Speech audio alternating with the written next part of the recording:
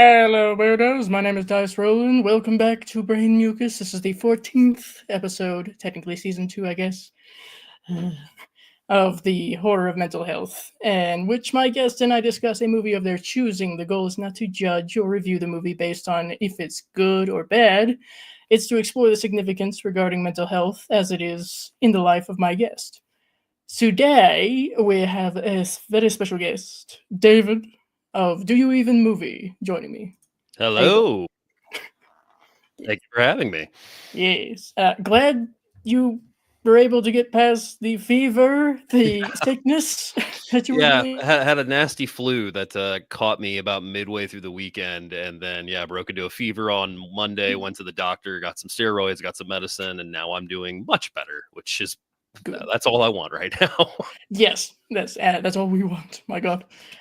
First and foremost, it's kind of important that the guests, and I would assume to some degree the host, not be ill Yeah, when talking about health. I would So, say so.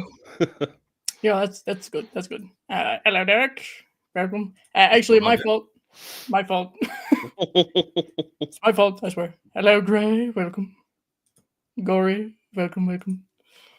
So, for those who do not know, could you describe yourself, perhaps? Absolutely. So, my name is David Denoyer. I am the co-host of Do You Even Movie podcast with my buddy Enrique.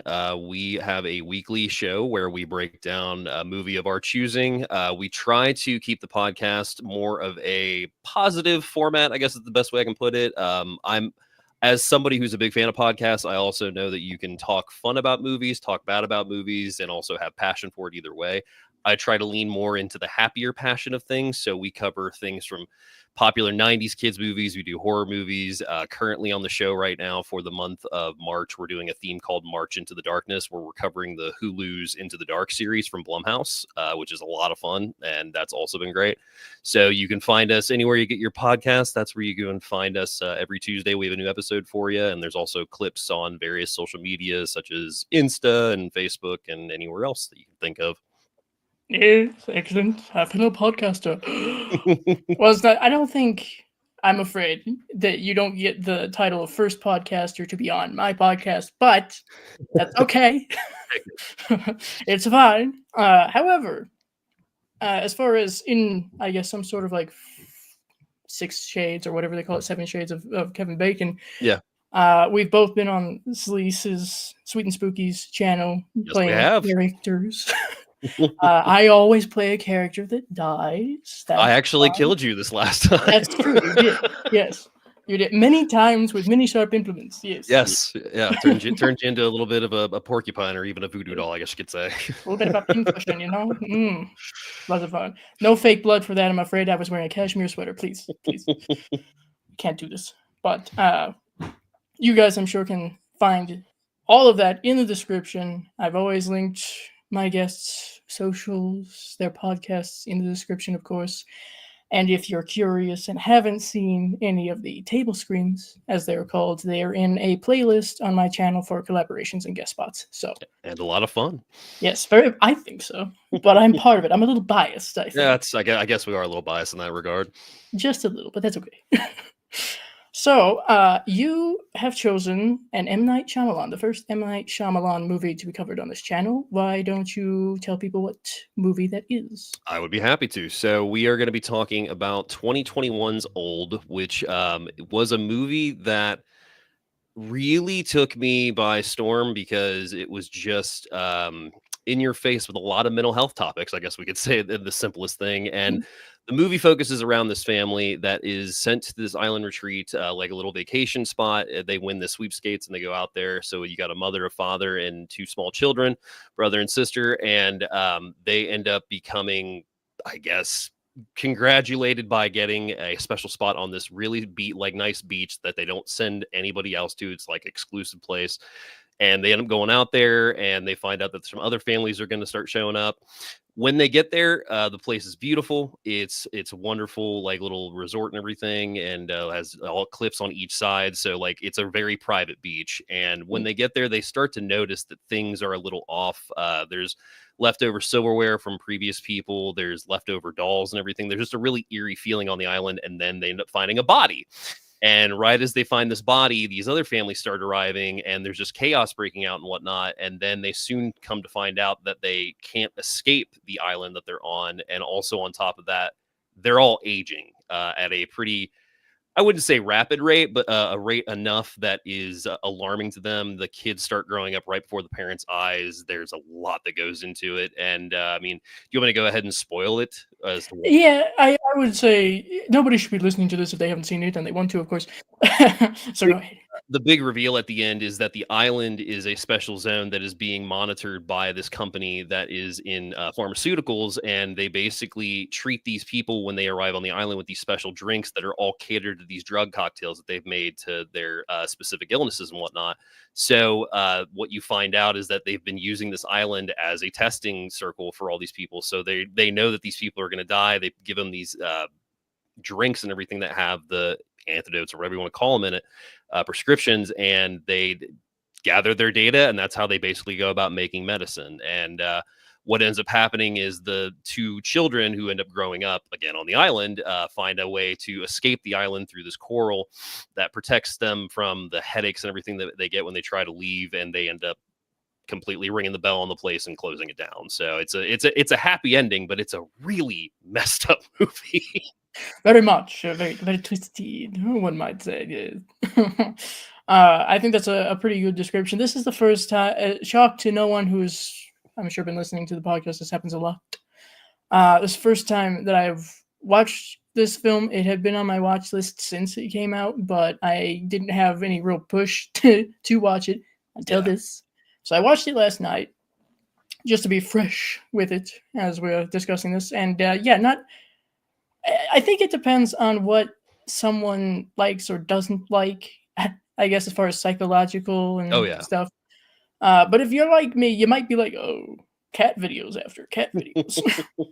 Yeah, definitely one that you might want to line something light up for, because like the one thing that I love about this movie is, as I said in the beginning, it covers so many different types of issues, from like, you know, the idea of mental health in general, of like dementia and everything like that. You also have the extreme body horror elements to it at points, mental or not mental health deficiencies, and just disease in general, and cancer. I mean, everything is kind of covered in this because of all the people that they gather on this island. So they really went about it in a way that they didn't really leave any stone unturned. And that's what I've always liked about the movie, is there's so much horror on different levels. Yeah, no, there's something for everyone. There's something to disturb everyone. Hello, everybody. So you're popping in. Hello, Ben. You walked out of the theater, Arnold. Almost. It's not the first time I've heard that. I've heard a lot of people. I think it's one of those situations too where it's a movie that it will hit people in a certain way at a certain age, I guess is the best way to put it too. And I mean, I'm going to be 33 this June, you know, not getting any younger, but still pretty young and as what people would say.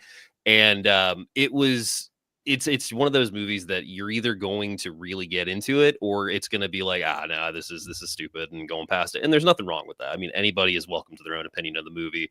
Fully support that. So I get it. Yeah, well, like I always say at the beginning, we're not here to judge it on if it's a good movie or a bad movie. Just themes of horror, horror and mental health, technically speaking. I plead fifth. No, I did not stick my finger in a light socket for recovery. It's giving Aliens. I can see that. Yeah, it's I've got the Bob Ross hair going on today too, so he might be referring to my Daniel Stern look, as he likes to call it. Okay, well, it could be worse. And I'm not JPEG. Welcome. We will be getting to all questions, of course, in a special segment, so feel free to discuss amongst yourselves. Until then. So, you kind of mentioned some things about what's represented dementia, actual physical health issues, but how realistic do you think that the depictions of the mental illnesses are, and did you feel it was respectful, helpful, or kind of exploitative? So I think it's a little. I think you could say a little bit of both, because, like going with the dementia aspect, that's a guy that's actually a doctor who is dropped on the island with his family as well, and he immediately kind of seems like a little bit repressed already. Like he's kind of a little to himself and a little just not in the best of moods. And Mm. he immediately also kind of has some racism against some of the other guests there. Like you got Jaren, who is a Chinese gentleman, and you've got mid-sized sedan, who is an African American gentleman, and he already kind of has those tensions towards them. So there's that aspect to it of, you know, what's already ingrained in somebody's blood in that sense, unfortunately. But also then you have the ultimate like agitation of the dementia getting worse and whatnot, and like losing that stage and whatnot. So I think, as far as respectable with the dementia side, they went a little exploited over it, because I think they had to make their villain, of course. And Yeah. that, you know, you got to do that sometimes. But as far as the way that they handle a lot of like the health issues and the overall paranoia and panic with it, personally, I think it's handled pretty well and pretty realistic, I would say, especially like with the kids in mind and whatnot, and the idea that you come to an island at age 6 and the next day you're leaving it and you're nearly 50 years old. It's like, what does that do to someone's brain? Mm. Yeah, Especially a kid. the rapid growth of the brain, which they Yeah. mentioned in the movie, and then Yeah. just processing. I don't think that the human brain is supposed to process stuff that quickly. That quickly, yeah. And I think also too, the way that they handle the way they handle the body horror, especially like you've got the scene where they cut out the tumor out of the mother, then you've got Mm. the woman who is completely obsessed with her health, and, you know, don't bend over, honey, you'll become hunched, and then she ends up completely mangled in that cave towards the end and whatnot. That stuff is definitely a little bit more exploitative too, but at the same time, it works for the science and does make sense that, like, yeah, if you do have a tumor and you're on an island where things are speeding up time wise in your body, then yeah, it's going to progress and it's going to get worse and all this stuff. So when you start seeing that start to happen to everybody, it just becomes so much more realistic in the sense of like, oh yeah, like the health system's very scary, but also the health system in general in our bodies is very scary. A little bit, yeah, a little bit.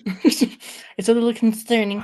Speaking as someone who does have physical and mental issues, yeah, it does. So, Yeah. and now the dog's going off. How nice, how wonderful. But yeah, I Anyway, think with any M. Night movie, there's a little bit of exploitation to it, but also the way that the craft is done in getting the characters kind of written out and whatnot, that allows for anybody to, I think, to be able to relate to the topics in them. And that's what I immediately was grasping onto the first time I went to see this in theaters. Was it was just like, I just put myself in that situation. And I mean, especially like the idea of you know, being with your parents, and then the idea that you're going to be the one taking control of the situation here soon, because they're getting older. They're starting to lose, like one of them starts losing eyesight, one of them starts losing their hearing and whatnot. mm, There's just so much built up into this movie that just, I think, can correlate with anybody depending on which character they associate with, and there's just a plethora of them, luckily. yeah, we have different archetypes of characters, as it were, Yeah. so that's good, and their issues. And I didn't put together the theme that we saw of each of these people, with a few exceptions. Each of these people had some sort of physical issue Yeah. until they started having issues with it, and I'm like, oh fuck, Mhm. understood. So Yeah, because like you got mid-sized sedan who he's been on the island like a day already when the family gets there with with a woman that he was there with, and like she's the body that they end up finding, and you never really find out what was wrong with her, which is I one think thing. they said MS. MS, I okay, that believe. makes sense. Yeah. Yeah. And then you've got him with like his nosebleeds and whatnot because he's got a blood condition. So Mm. they already kind of give you the idea that there's something wrong with this place. And then the more that you look into the idea that everybody has a little something wrong with them, whether it's, you know, internally or Yeah. mentally for that matter. Some have a little of both. Yeah, some have a little of both, and then that progresses, and then you also have the attitudes of people and the handling of the situations, egos, all that stuff kind of comes into play. Mm. And I think that's what I like most about it, is the central horror is not so much with like the idea of getting old. It's more so like the kind of thing we were faced with during the pandemic of when you have what you think is like guaranteed time and then something happens to change that. It's like, did I waste my time? Did I spend my time wisely? Like, how do I protect myself now to have more time in that sense too. And I think Mm. that is also a really big category of the film too.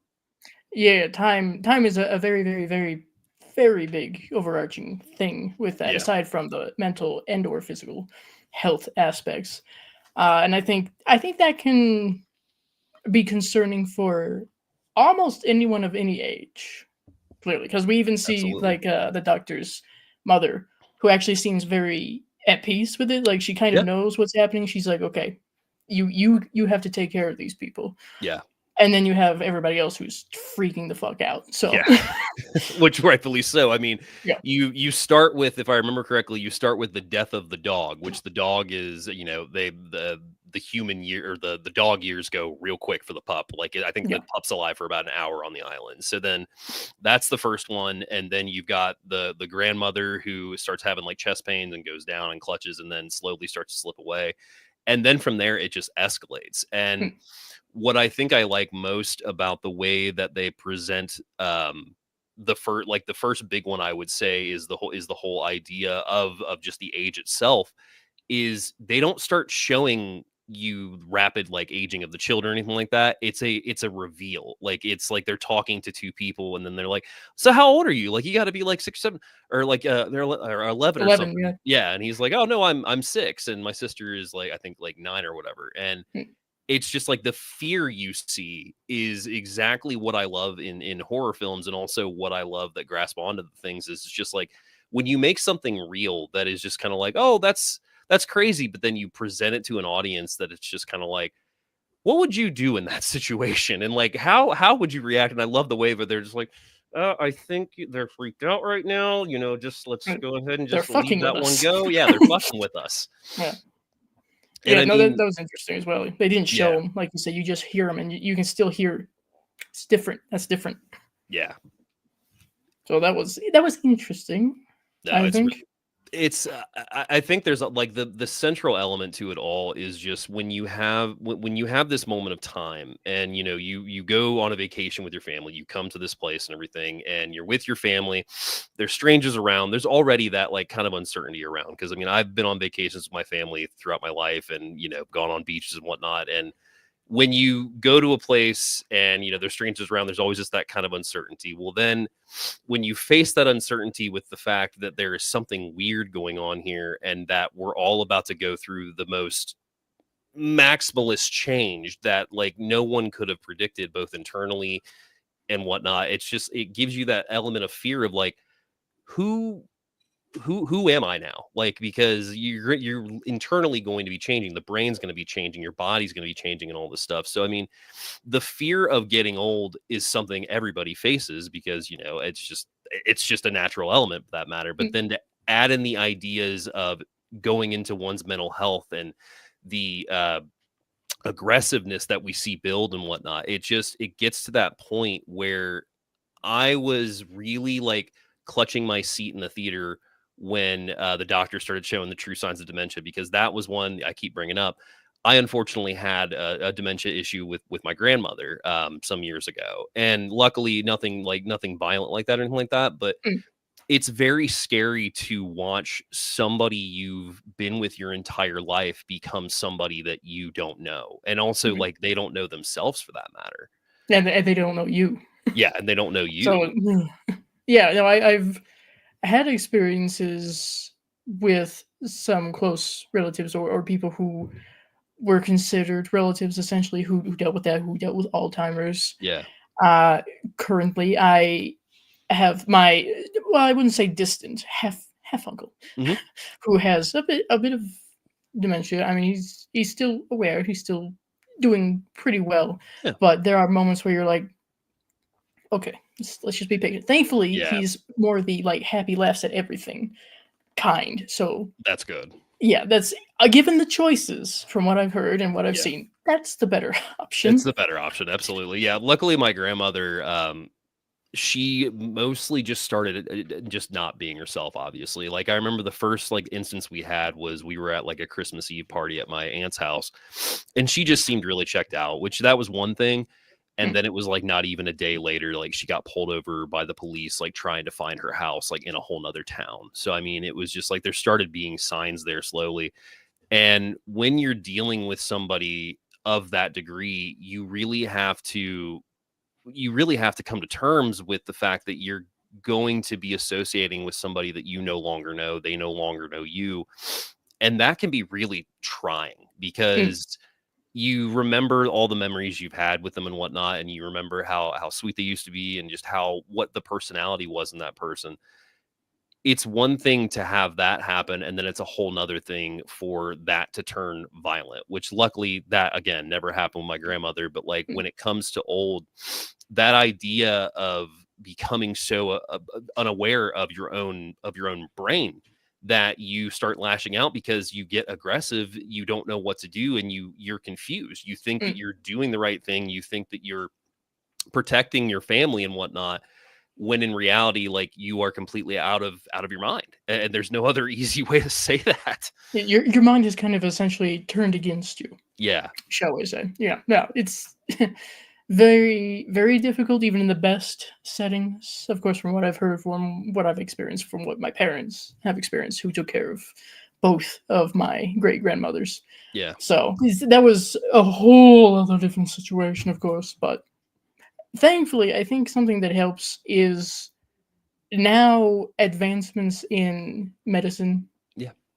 They have helped a lot. I keep hearing good things about stopping, even reversing or slowing down stuff like Mhm. that. So that's encouraging. Yeah, it But is of very course, when you're on encouraging. an island, you don't have that. So No, no, and I mean, and that also brings in the idea of the isolation aspect of it, where you're left with this problem of, okay, we know what the issue is, but how do we fix it? So, when they start going into the tunnel or start going into the pathways that they came through, they start having these blackouts, and they wake up back on the beach, their brain, like their heads hurt and whatnot. And same thing when they try to climb, same thing happens then too. So it's like you have the isolation aspect of it, which makes things even more afraid, fearful, because like I said earlier, going back to the whole thing of like time, the pandemic, COVID, I still stand by the fact that, I mean, nobody I don't think will debate me on this, that it messed a lot of people up. And I oh, mean, it really just, when you are in your home for so long and have minimal connection with people, and you are left with your own thoughts, and you're left with a screen that you can doom scroll from for hours and hours a day, and just the isolation aspect of it is really scary in and of itself. But then when you add in the factor that you've got all these changes progressing with people, both in their brains and their bodies and whatnot, and all anybody wants to do is get the hell off this island. So I mean, mm, it just starts presenting so many more factors that you don't think that you would encounter in a movie like this, and not to mention just the subject idea of it. We'll go ahead and just jump right into it. There's a whole storyline where the kids end up having sex and end up having a baby, and the mm, baby is born within like minutes of it happening, and then the baby of course dies within seconds of being born because it needs so much attention and whatnot. But then taking into account the fact that you've got these kids that are starting out at age of 6 and progressing more on this island. When you're a kid and you go on vacation with your family, you're a kid having fun. I love that Trent's little thing is like, he goes up to people and he's just like, "What's your name and what's your occupations?" Like, he's got this little rundown he does with people, and is just completely a kid. And then through the film, we get to see him become an adult along with his sister Maddox. But what I love most about their relationship, but their characters in the film, are we get to see them go from kids completely like being kids, to kids being afraid, to kids being unaware of what the situation is, or at least the fix for it, and then having to care for their parents. And the whole idea starts with that idea of, you're in a tent with this girl that you just met, and you're both are just like, I feel different too, and then something else happens. It's like the idea that you put a kid in that situation, for one, extremely messed up. mm. Okay, Extremely messed up. Like, thanks, Shyamalan. second to that is that's that's some serious trauma. I mean, there's no denying that that's some serious trauma that you're going to impact with that, because now you as a kid have completely gone through the steps. you've had a baby, and now you've watched this baby die, but also you've done it with this person that you've known for 3 hours. Like, all this stuff in the timing of it is just what makes this movie so horrific to me, because it's just like you can't catch your breath because No. there's one horror to the next. Pretty much, yeah. There is no time to try to process or anything, which I think is very important when it comes to mental health. Is Yeah, the time to process, however yeah, long that might be. So yeah, you're as you said, there is no time for that. no, They just don't have that. So you have to go from one horrific thing to the next horrific thing to oh yeah. look, someone else died. Yeah, I mean, you start losing track of all the insanity because it just starts balling into one thing after another. Because, like, not to mention, like, with the mother and the father, they were already having troubles too with their relationship, and this vacation is going to be basically like the last family vacation before they announce their separation. Hmm, So again, going back to that whole thing of time and that whole idea of the time spent, they thought that this was going to be like the getaway, that like the last family vacation, they would have a good time with the kids and whatnot. And now not only are they having to fight for their lives, but they're also having to fight for their children's lives. And they're running out of time rapidly because they're older than the children are, obviously. hmm, And it goes back to that whole idea of being afraid of getting old. We don't really, we don't know what's going to happen as we get older. That's the whole mystery of it. That's the whole thing with the future, is you can't live in the past and you got to live in the present because the present makes the future. Well, when you don't know if you have a future, again, what does that do to your mind? So you're trying to like brace yourself for all these possibilities of, like, the way out in this sense, or even just trying to protect your family. And we get to see a real great demonstration of the family coming together as one and completely like squashing the, like, I love, there's a line by the father towards the end where he says, were we fighting about something? And hmm, the mother's like, she's like, we were. And he's like, whatever it is, I don't care about it. And I think that is a beautiful scene, because I think you get to a point as you get older to where you do squash those beefs. Like, it just kind of like, you kind of have you can have like enemies or rivals or whatever. And like, I can tell you verbatim, like, there's a friend in my life that we became friends because I used to dislike him, and it was because of other friends, for that matter.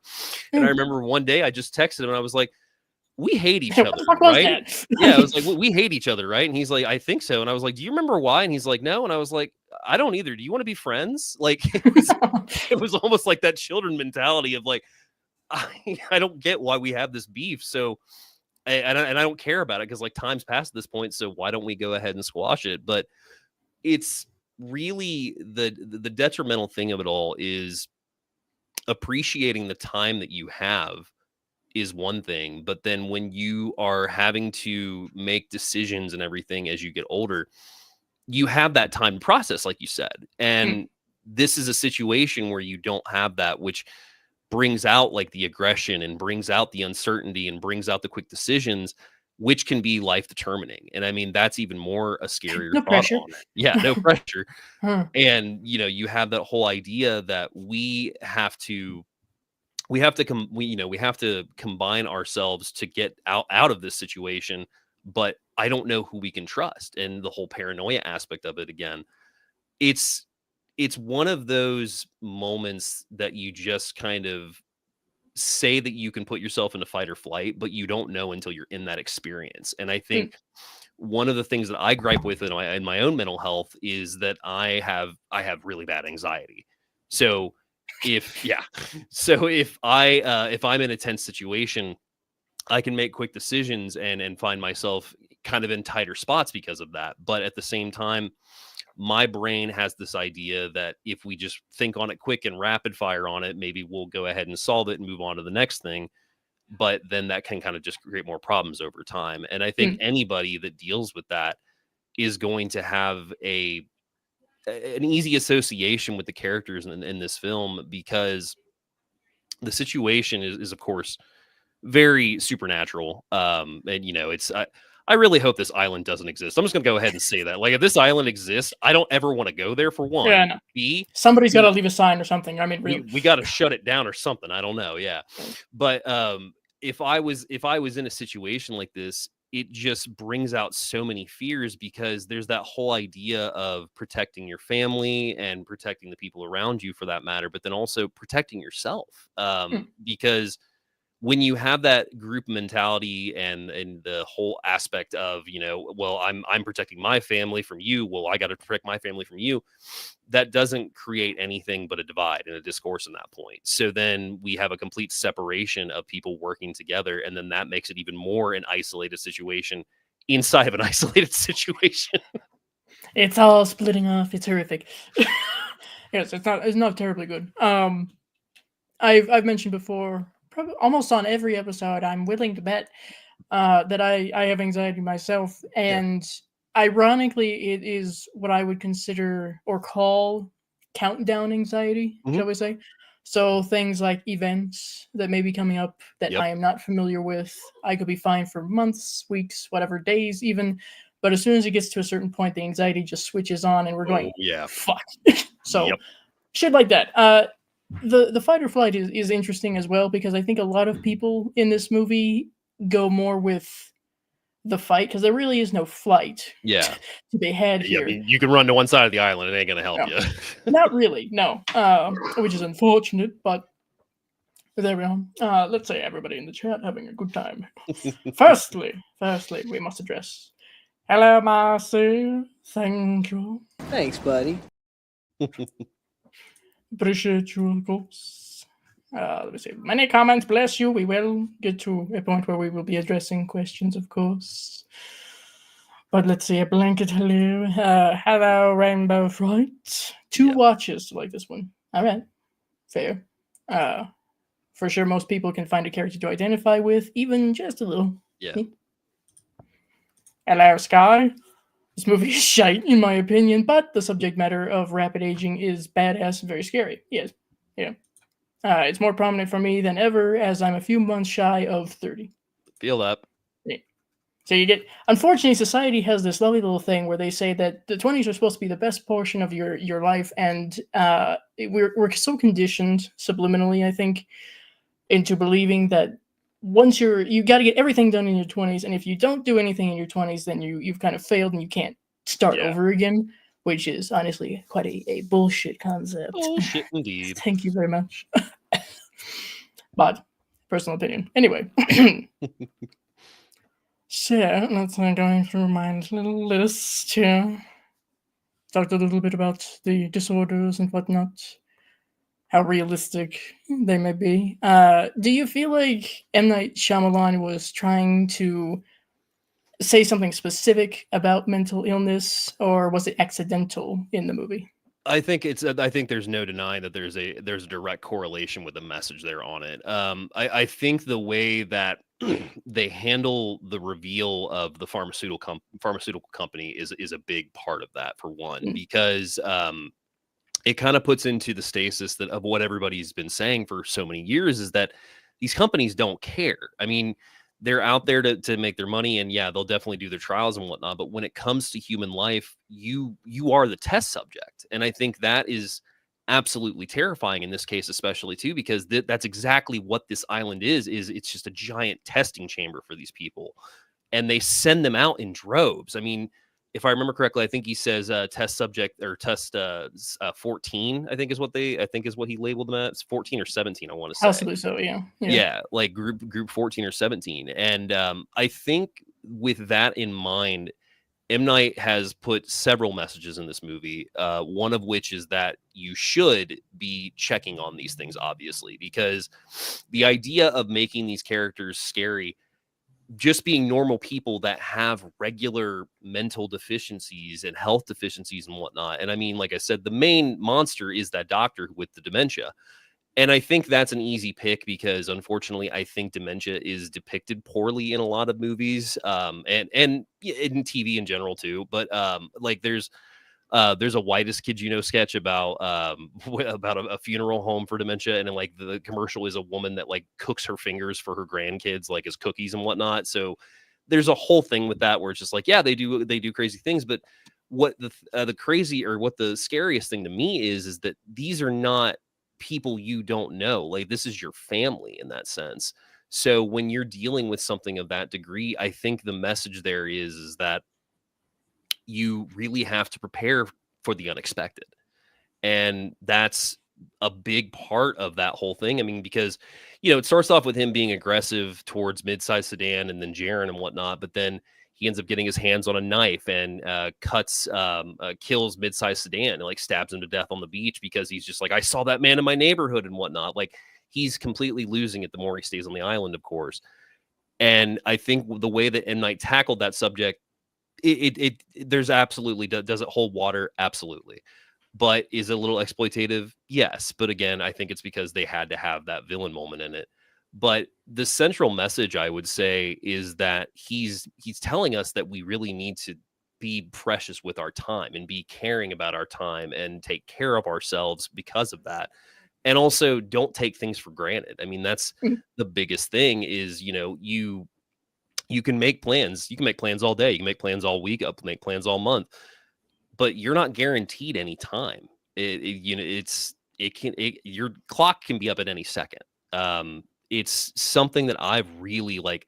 The reason this movie has stuck with me a lot lately is because, unfortunately, in the last like 5 years, I've encountered a lot of death close to me personally, and it's just made me go back and realize like, yeah, there's nothing guaranteed to anybody. Like time is of an essence that we just think that we have, and the problem is that it can stop at any second, whether it's a health issue, whether it's a automobile accident, an accident in general, just natural elements for that matter too. I mean, unfortunately, we just had those tornadoes that killed 42 people in Wisconsin, I think it was, if I'm not mistaken. So I mean, it's just like you don't know what the next day is going to bring. So the idea of him taking a story that also targets a pharmaceutical company, but also then targets like the real fears that anybody faces as they get older. That's just kind of the message there, is just like, you don't know what time you have left. And then you should take care of yourself, take care of the people around you, but more so just make sure that you're using that time as you want to, because it could be gone like that. Mhm. Very much. Yeah, I would think that it's pretty much everything that he was very clearly making a comment or a message about was intentional. Yeah. Um, like you said, the pharmaceutical companies and the time slipping away, so to speak. Yeah. Those I think are the big ones. Yeah. Yeah. Absolutely, Nanette. Please feel free. We will get to that in a section here. Which actually, I should throw this up. There we go. And we're not ignoring anybody. I swear, you're having fabulous conversations. We will be getting to those shortly. Excuse. So, I think you talked a little bit about this. You saw this movie in the theater. Yeah. What exactly was your first time watching the film like? So I've always had a bit of I don't like to say love-hate relationship with M. Night, because there's nothing been like that I flat out hated, luckily. I think there's definitely a lot of misses and there's a lot of hits as well. But like one of my all-time favorites, as simple as it is The Visit. I think The Visit is one of his best movies by far. But this was, I'm trying to remember. This would have been, so 2021. I think we had Split, if I'm not mistaken. So he was kind of on an up at this point. So I was excited for it. The premise of it alone just looked like really upsetting, and I was just like, this looks like something that I could absolutely get into, and did. Wonderful. Let's go to the theater. Yeah. Yeah, and I remember just sitting down, and the first like 20 minutes had gone, and then we get to like the first like reveal of the body, and that's when people start freaking out on the island. And I remember just sitting in the theater and being like, the situation itself is terrifying, but then the idea of being faced with this situation to where we don't know all the variables yet, we just know that something's wrong, and also now we know that we can't leave. That was one thing that grabbed me first. But then once we got into the idea of the kids, like when the scene with the kids and, oh, you've got to be, 11, that really started messing with me, because Hmm. it was that whole idea of thinking back to being a kid. And it was just like, when you interact with adults as a kid, they have a way of interacting with you, obviously, and, they talk and whatnot. But when you are faced with adults that are truly afraid and have to put on a face in front of kids, that can be one of the most terrifying experiences for a kid. Is when Mm. an adult is trying to be like, no, everything's Everything's fine. fine. Everything's fine. No, we're And you okay. know, that's not right. And I remembered having an experience with that verbatim. Actually, was something along the lines of basically we had a family member that was not doing well, and I was a young kid at this point, and we had a family member that wasn't doing well, and it was that point where I don't know if really death had been introduced to me as a kid, like as close and whatnot. So my parents, tried to soften the blow and whatnot for it, and eventually, it happened, and the passing happened, and had to go to the funeral, and it was kind of that reminder of everybody is a person, and everybody handles trauma and bad news, anything you want to call it, differently for that matter. But when you have the person that you look up to, as your parents in this case, trying to essentially lie to you to make things better, and you can kind of see through it a little bit, that becomes even more like scary, I guess is the best way to put it, because Mm. you have this idea that you're going to be protected by your parents, and that they'll take care of you as a kid, and they'll protect you from whatever is going to come, and take care of the bad news in that sense. But when you've got an adult that has no fucking clue what's going on, and is trying to put on the happy face, and like, no, just go play in the sand, like, where everything's okay. Yes, there's a body over there, but it's fine. Yeah. That was Don't the worry about that. initial, yeah, that was the initial grab of me, where it's just like, okay, this is already an unsettling situation. Then add into the idea that you, the kid yourself, starts feeling things going on like differently. And like that was, a flashback to puberty, of course, is just like, the what's going on in my body, what's going on in my voice and everything. And the idea of going through not just puberty, but going through all these stages right in front of your parents' eyes, and also your parents getting older, that was the thing that hit most with me, was actually starting to see age on people. Because I think at a certain point, you start to like, everybody kind of looks the same to you for a bit. It's just like, you don't really see people start to age, especially if you see them like on the daily and whatnot. But then you look back at like pictures per se, and you're just like, oh my god, like, yeah, like, my parents do have a little bit more gray hair now, and that kind of stuff. So it was the whole idea of me coming to the terms of like, I really started seeing age in my 30s, and not like just on me, but like, I'm starting to see my friends get older. I'm starting to see my relatives get older. Like, that all is like really starting to hit me now. And I don't know if that's just, special to the 30s for my situation, but I feel like everybody hits that point where it's just like, oh, no, I'm actually seeing people getting older, because yeah, like 10 years has passed since like I've really actually like thought about this in that sense. I think that I don't know if it's for a specific age. I think that a lot of people who do get into their 30s, there's so much going on in your 20s that you don't think about everything You don't all pay at attention. once. Yeah. So yeah, well, for me personally, in my late 20s, about I was like, no, hold on. I don't like this. And that's where the anxiety comes in, and we have a lovely little Hmm. breakdown. That's always fun. I've had a few of Oh yeah.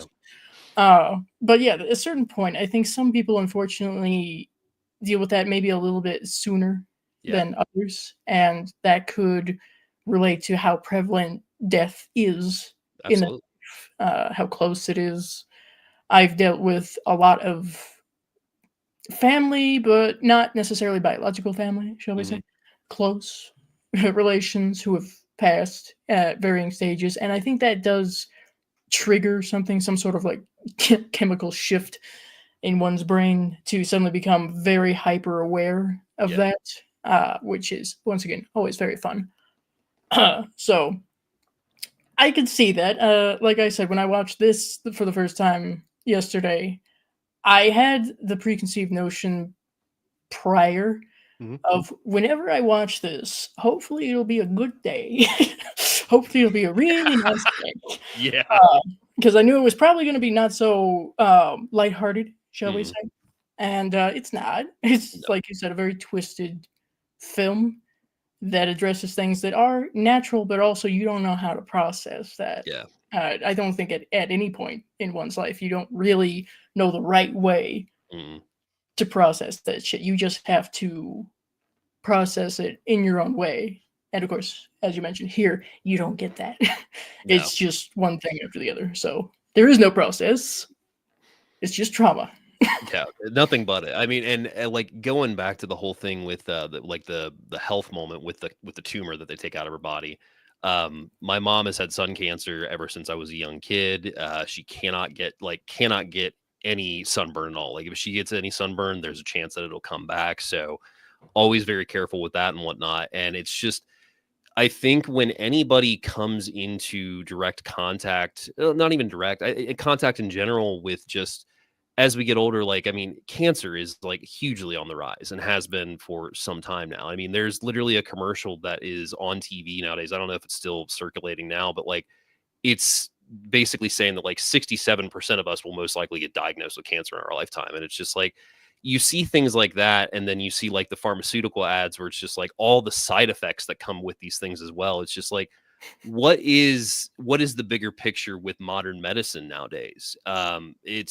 There's way more side effects than it seems like to be for anything of actually like going to help you. And I think that also comes with the fear again of just getting older is not so much just the idea of, of aging, but also mentally getting older too, because you can I have friends that are older than me, and I feel more mature than them sometimes. So, I mean, I think it's also that stasis of mind where it's just like you also have to mentally grow up, and Mm, facing situations of that will really mature you quickly and make you realize that A, life's not guaranteed, B, time's not guaranteed, and C, you got to take the time that you have and do something with it, because when you encounter death, it's one thing, but like when you encounter death in a rapid succession, and I hate using that term in this sense, but that's how it was for me. Like I had last year alone, I went to 3 funerals, and I mean, I was not prepared for that. Like it was, there was one on my family side. I had a friend that passed, unfortunately. Like it was just a lot of things,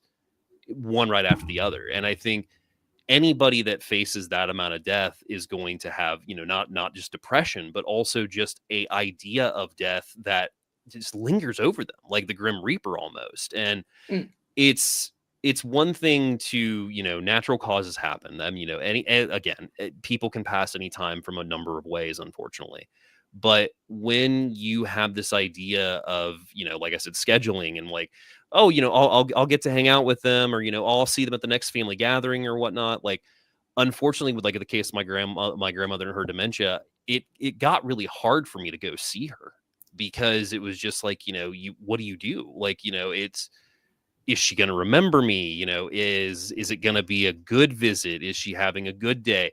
And unfortunately, because of that, I stayed away from her a little more than I should have. And then by the time that she was gone, it was just like I couldn't come to terms with the fact that like I had the time but couldn't get out of my own head to go do it. And I think that's also something you have to face with an issue like this, is just we don't know where our minds are going to go as we get older, for that matter. But then on top of the whole idea that you're going to keep facing these things that'll impact your life to age you, mature you, whatever you want to call it, we have to find that ground to stand on. And that as a whole is your mental health. And like finding the stability on that ground is no fuck, because I mean, it can be a multitude of things that can push you over the edge at that point.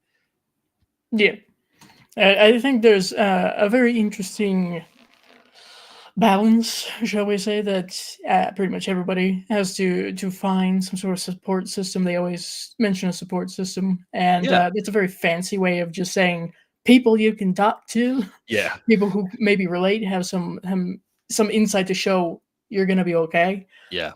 stuff like that. Which I'm very grateful that I have a pretty decent few support systems actually. So that's, I think, very very important. It makes, as you mentioned, these situations that you could very well find yourself in and having to face no matter Yeah. what a little bit easier. So Yeah.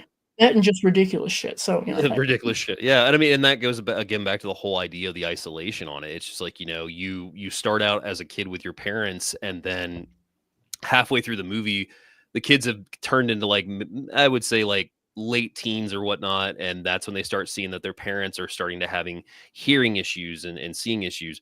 my parents are in their 60s now, and they actually just retired recently. So it's like while watching this yesterday on a rewatch, I had that moment of that scene of them sitting on the beach where it was just like, they were trying to take care of them and whatnot, and it was just like that's a whole thing that I think people don't face until they have to. I mean, and that or have a thought on it for that matter is just like there's cases where you will be taking care of your parents as you get older. That's just kind of how it goes in that sense.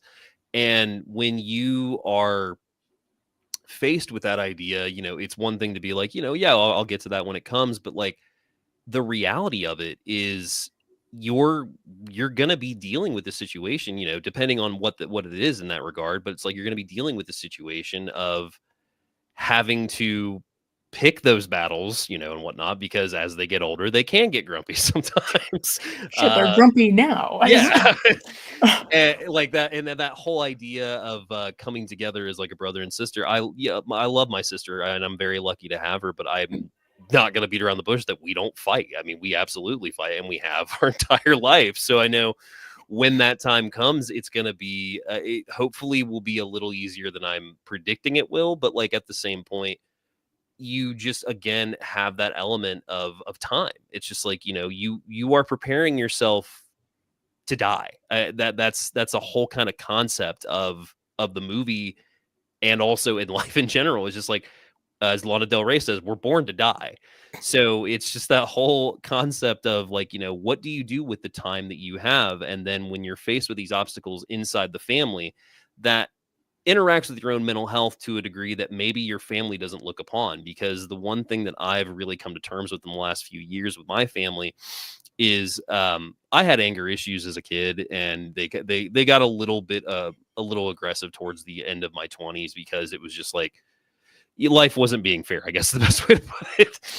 And they were actually, my parents were luckily big purveyors of me to go and talk to somebody and find a therapist, and try to get that mental ground going, because I think one of the biggest fights that anybody has of mental health is, I can do it myself. I can handle this. I don't need the help. Like, I can do this. Like, I'll feel so much better if I fix the problem. But it's just like that whole commercial that they have now of somebody like struggling with a weight bench. It's just like, when you're pushing that weight up by yourself, it's hard, and Eventually, you get tired. you're going to succumb to it. Yeah. So I think also the idea of not only just having that support system, as you said, but also having support from your family Mm. is a big thing. And then when you have to kind of give that support back of what you've learned and whatnot, you really hope that it turns out the way that you are wanting it to, and that it'll be receptive and be something good for all of you. But I think anybody is worrisome as they get older of dealing with parents in that regard, because I mean, it's notoriously something that can be not easy. So I mean,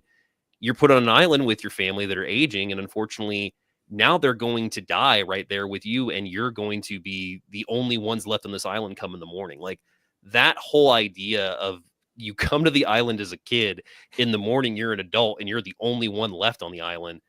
What do you do? Like, what point do you step up and actually take hold of the situation? And that's a big crossroads for anybody to face, is that whole point, again, going back to maturity. You have to be that person that decides when you grow up. Yeah, you can turn every age each year and everything, but what you do with that mental power and that new experiences and what you face and whatnot, that shapes you. Trauma Mm. shapes you. Anything that you encounter and you survive, if you have scars, it just means that you beat something that was bigger than you. And so you kind of have to use that strideful, what's the word I want to use? You have to stride into that idea that you're your own person. And that's not easy for a lot of people, unfortunately. And sometimes that also encounters another issue of just being in your own way. And if you're in a situation and you put yourself in your own way, it makes the situation a lot more difficult. Yes, this can be good or bad. It depends. People can grow. This is good. This is good. People can learn. But yeah, no, these are very, very good points. I would say. I think you kind of are. Well, you shift from one character to the other depending Yeah. on who you relate to. But ultimately, you are left with the two kids, The two former kids, kids. the central characters as far as the story goes, obviously, because you spend a lot of time with them, and then of course end the movie with them. But I think the way that M Night approached that for the view was any point for a viewer to grab onto that and remember being like a kid, because like, with the huge success recently of Skinamarink, the idea of that movie is being a kid home alone when freaky shit starts going on and whatnot, or just being a kid at home alone and you're young and your imagination takes hold and whatnot. In this situation, it's not your imagination. You're literally faced with something that you have to solve now. But the longer you wait, yeah, you may grow some more brain power from it and may, grow some more strength from it and whatnot. But at the same time, you're still a kid. Like, and that's the one line that I also love is when they talk about when they save him at the end. And he's like, what'd your aunt say? And he's like, well, how would you feel if your 6-year-old, if a 50-year-old man called you and said he was your 6-year-old niece? Like, that's insane to think about. And then the idea that you're a kid in that situation and you have to become an adult in that amount of matter of time. You have to face that situation and figure out how you're going to try and save not only yourself but your family. But then you also realize you can't save your family. And then again, what do you do at that time? You have to cherish it. So, you sit with your parents on the beach and you sing a song and then literally watch them fade to dust on the beach. Like, I mean, the idea of the traumatic events that these kids go through in this island is some of the most intense horror if you really think about it. And I think Mm, that's why it's one of those situations where, like I said, a lot of people have said they walked out of the movie or didn't like it and whatnot. The movie itself is good, don't get me wrong. But when you really break down the ideas of the horror behind this beach and the horror behind the trauma left by the participants on this beach, not to mention the things that have taken place on this beach that we don't even see, because like I said, we're on trial 14 or 17. So there's that whole idea of you're faced with the situation, now solve it. But what happens when you're faced with that situation and then you're also going to age 30 years in the next like 10 hours? Time is very of the essence, Yeah. shall we say? Shall we say indeed? Yeah. Oops. Hello. Jumping. Hello, David. Welcome. Hello, Dave. Welcome, welcome. We have many comments, many questions. We will get to those, don't worry. So, veering a little bit away from this one movie, but movies perhaps in general. What are some horror movies that you avoid? Uh I'm not it's funny because it's like I'm a big fan of what I refer to as limit testing cinema, Mm, and that is both in regards of psychological, that's both in regards of like violence. It's what I try to avoid predominantly is anything that is really strong in sexual assault for no reason at all. Unfortunately, I have gotten into the Hong Kong category 3 films, which include titles such as The Untold Story, Ebola Syndrome, Taxi Hunter. I mean, I could go on. There's a bunch of them. And what I'm finding out, and no shade to Hong Kong, but what I'm finding out from Hong Kong cinema, especially the category 3 ratings, which are essentially like NC-17 for them, sexual assault for those storylines just get thrown in with no qualm whatsoever. So there's got to be a reason for the violence in my mm. regard of that. What I typically try to avoid is anything that just immediately gives me the ick. Fair. um I have a friend, Courtney, who we have fucked up movie Monday nights, and like this started like back in 2019 with her just asking me to see Poughkeepsie tapes because I had a copy of the Poughkeepsie tapes. And I was like, yeah, I'll happily show it to you. And that just kind of progressed into us, finding stuff to watch. I will take a gamble with anything. That said, like there's definitely things that like cross a threshold for me. Mm, Kid violence is not really one that bothers me as much. Like graphic violence in general doesn't really bother me as much, like gore and everything like that. I will say, as somebody who grew up going to Walmart every Tuesday to get the new releases from like Anchor Bay back in the day, me going back and watching a lot of those like direct to videos I bought, like Laid to Rest, Neighbor, oh God, there's so many other titles I can think of. But some of those movies just don't hold up as well for me because they are just strictly about the violence, and I've become a lot more about story. But Mm. yeah, I would say if there's anything I try to stay away from, it's anything that is really gratuitous towards women for no reason. Just exploitative, but for no reason. Like I like don't get me wrong, I also love exploitation. Like it's funny. But like it's just there's a certain line that I have where it's just like it's not fun for me or it's not as Mm. fun as it could be. A great example is there's a Shaw Brothers horror film I just watched recently called Human Lanterns, which is one of their like I think like 15 horror movies. I can't remember how many they all made, but the idea is there is a lantern maker who got a raw deal from a guy that he had a sword fight with, and this guy who's a rival of this other sword fighter comes to him and he's like, hey, he's like, I want you to make me the best lanterns that you absolutely can. I want to beat my rival, blah blah blah blah. I know we had that beef, some years ago, but like, hey, that's water under the bridge. You'll come work for me, right?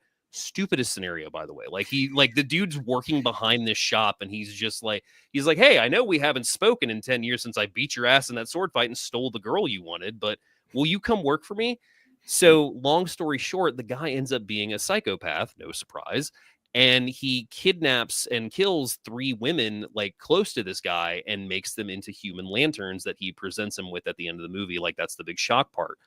He pulls And an Ed Gein. he pulls an again, exactly. And movie itself is not bad. It's got some great visuals. The killer is really acted well. He's got a really creepy costume. It's a very beautiful movie. What I didn't like about it was the 3 characters, the 3 female characters are killed in the movie. And for that point, it kind of felt like they were just body count fodder. Mm. And it was just kind of, it like, I get why they did it, but it was just kind of like, it was a turnoff in that regard. And that's kind of one of the things that like will get me now is it's just like, if it gets to be really misogynistic, I'm out for one. Fair. Yeah. There's a few of those. Yeah.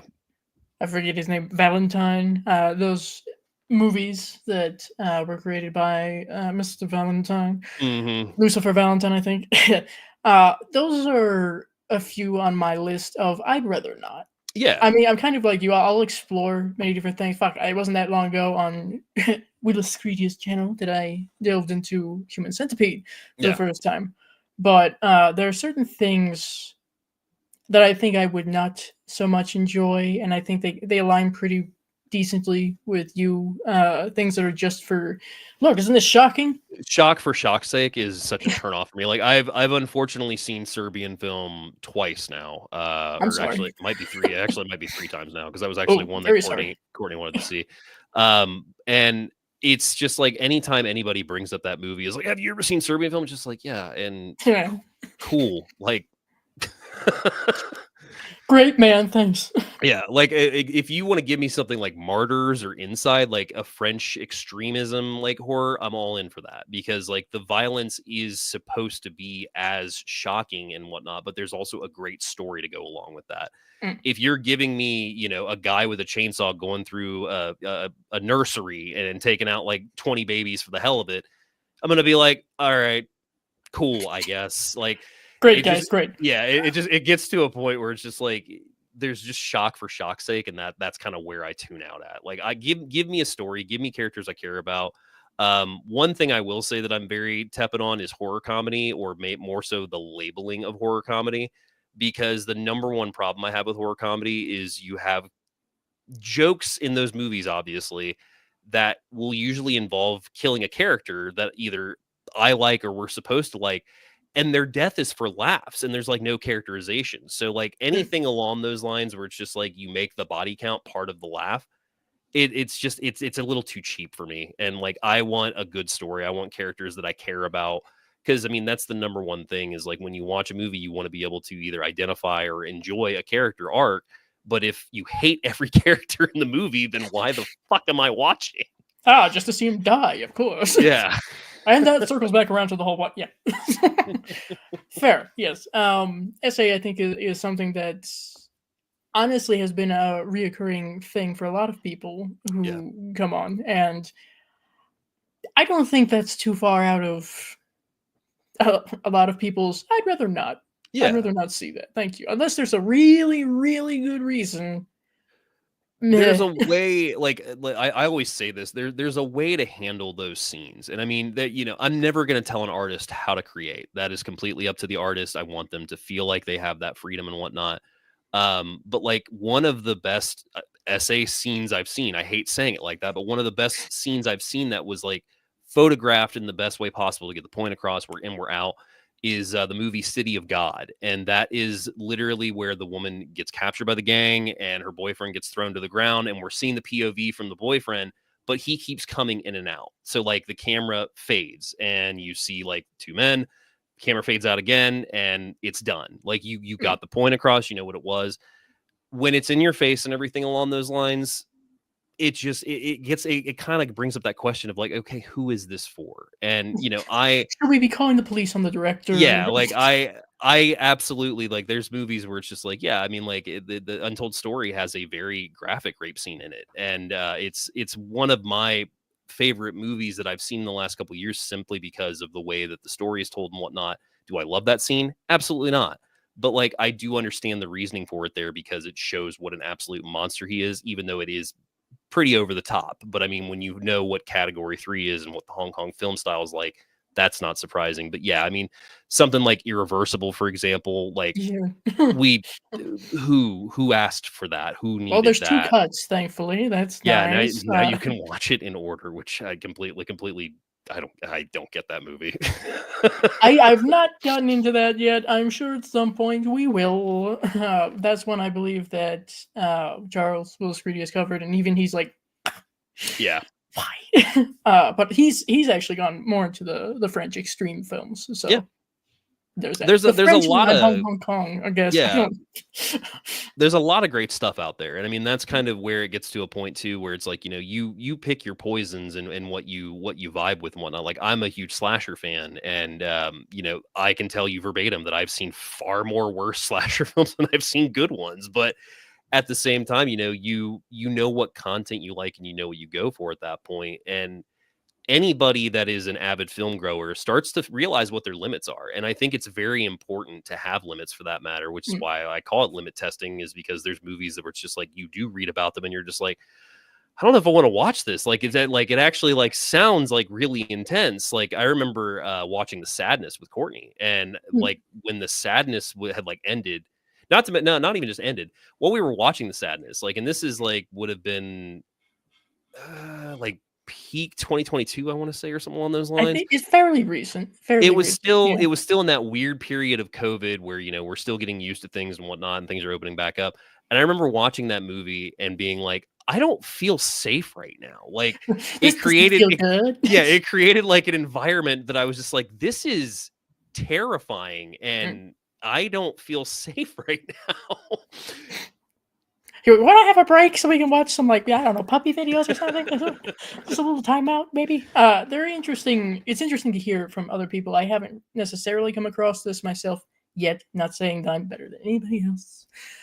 But yeah, the limit testing. I guess that's a good way to phrase it, and Yeah, that's one of the reasons why I will purposely seek out some films that I know are notorious. Cannibal Holocaust. I've seen that. of course. I've eaten while watching that.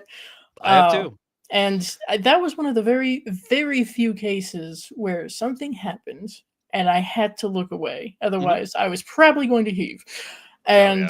that's because I knew the turtle was real, the monkey was real. Yeah. I No had a thanks. pet turtle for about 10 years, and it was just like every Mm. time, like I say every time, like I watch Cannibal Holocaust every year. I don't, but like every time I would come across that scene or like it was or had that movie, it was just like that scene always bothered me because one thing that I've always loved about horror is the soundtrack of horror, the music Mm. behind horror and whatnot. Because one of the earliest instances that I remember being like, I'm actually a badass. Like I can handle this was TNN back in the day was doing like a Friday 13th marathon. And this was when I was still youngish, like probably like early double digits and whatnot. So I was still getting into horror. But they had a Friday 13th marathon on, and I remember that I realized that, oh, I could watch this easily. I just mute it. And so I will like watched like part 5 like half muted, and then realized like when I turned the mute off, I was like, oh, it's not so bad. Like the music's scary, obviously, and whatnot. The music for the turtle scene is so haunting with that imagery but then you Mm. have the actual theme of Cannibal Holocaust, which is a Very beautiful upbeat, melody. very light, very, you think, wow, this is nice. And then you realize what it comes from and you go, whoop. Yeah, exactly. So no, I've always been fascinated by the soundtracks with horror films. Like Yeah, one that comes to mind especially is Tourist Trap. Like Tourist Trap has the most oddball soundtrack for an oddball movie. very much. What I will do typically, I don't know why.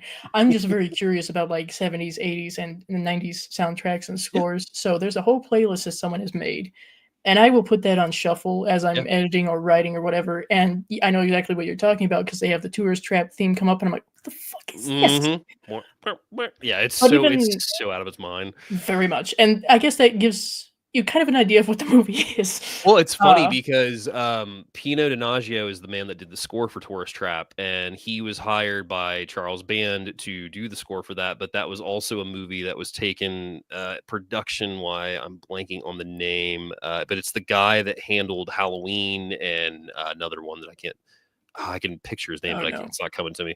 But, not John Carpenter. no, not Carpenter, like, Okay. it was the producer of it, I can't remember his Oh. name, but, he even said, like, later on in an interview, he's just like, "Yeah, Tourist Trap probably would have been a bigger hit if we would have had, like, a Halloween-esque score for it, but, Little like, that synth. score makes that movie." It separates it. It really Yeah, does. I mean, as soon as you hear the first little like whatever the fuck that is, you're like, oh, yeah, tourist trap. I think another good example, at least for me, when it comes to a score that really makes something even more dreadful, is the possession. Possession. That's rather there's certain ones. One in particular, I forget what they call it, but it's during the assault Yeah. scenes. Yeah, yeah, yeah. The music that they use in that, I'm like, that's anxiety inducing. We Mhm. gotta move it on to something else, please. Thank you. Oh, like the Children of the Corn theme, like, with the little kids singing, like, even though that theme is so simple and just them "la la," like, It's gives little me children and it's chills creepy. every time. I mean, I live in Ohio, I'm Ah, surrounded by fucking cornfields. yes. Oh, he who walks behind the rose could be right outside. Exactly. That's terrifying. All right, no, that's fair. As I have put up down here for everyone, Yes. questions and comments, etc. Keeping on topic with the movie or the theme, I suppose, of mental health and horror movies. I see there's quite a few. We will be getting to those shortly. On the flip side of things that you avoid, kind of, sort of, Yeah. are there any comfort horror movie characters or not horror movie characters? I'm very easy on this one to grab on to ones that I love because I think I've even said it before, maybe even on table screams. Like one of the characters that I immediately grasped onto to be like, oh, there's people like me is Randy from Scream. Mm, That was me and is me for that matter. It's just like any the amount of movie knowledge in my head, whether it's quotes, scores, or anything along those lines. I don't control the remember. They just stick in there. yes. My brain could have remembered something useful, like how to do taxes. Instead, let me tell you this exact point from this exact movie no one's ever seen. But I would say second to that, I one that I go back to a lot is the Lost Boys. I don't necessarily associate with anybody. I more so just associate with the idea of being accepted into a group and then finding out that that group is like not what you thought it was going to be. Literal I've had bloodsuckers. those situations before and whatnot. But like the idea of like the outsider and coming into trying to like be, formative for another friend group and whatnot. Unfortunately, I was bullied a lot as a kid. So I bounced around from friend groups because I had friends that were friends and then I had friends that actually were friends and whatnot. So I mean, it's one of those things where if there's a character that is thought upon to be like kind of the smaller one or is like bullied to kind of stand up to finally like face off, which in the case of slasher films normally that can be the killer, so that's maybe not the best sign. But I I mean underdogs are, anybody can always, you always root for an underdog and whatnot. I think really though Randy is the one that I latched onto simply because of the fact of just the knowledge of the horror basis, but also being faced with a situation inside a horror film is like not something that I want to come in contact with, but I feel like maybe I can handle it well. I we know have anytime some preparation. anytime I've taken that fucking quiz that's just like, hey, how long would you survive in a horror film? I'm just like, oh, I got this. And it's like, you're the second victim. I'm like, cool. Oh, cool. Whenever I do one of those quizzes, it's always very encouraging because I'll either get you were the first one to notice and you were trying to tell everybody, but you died, or Yeah. you're the killer. Yeah. Given those choices.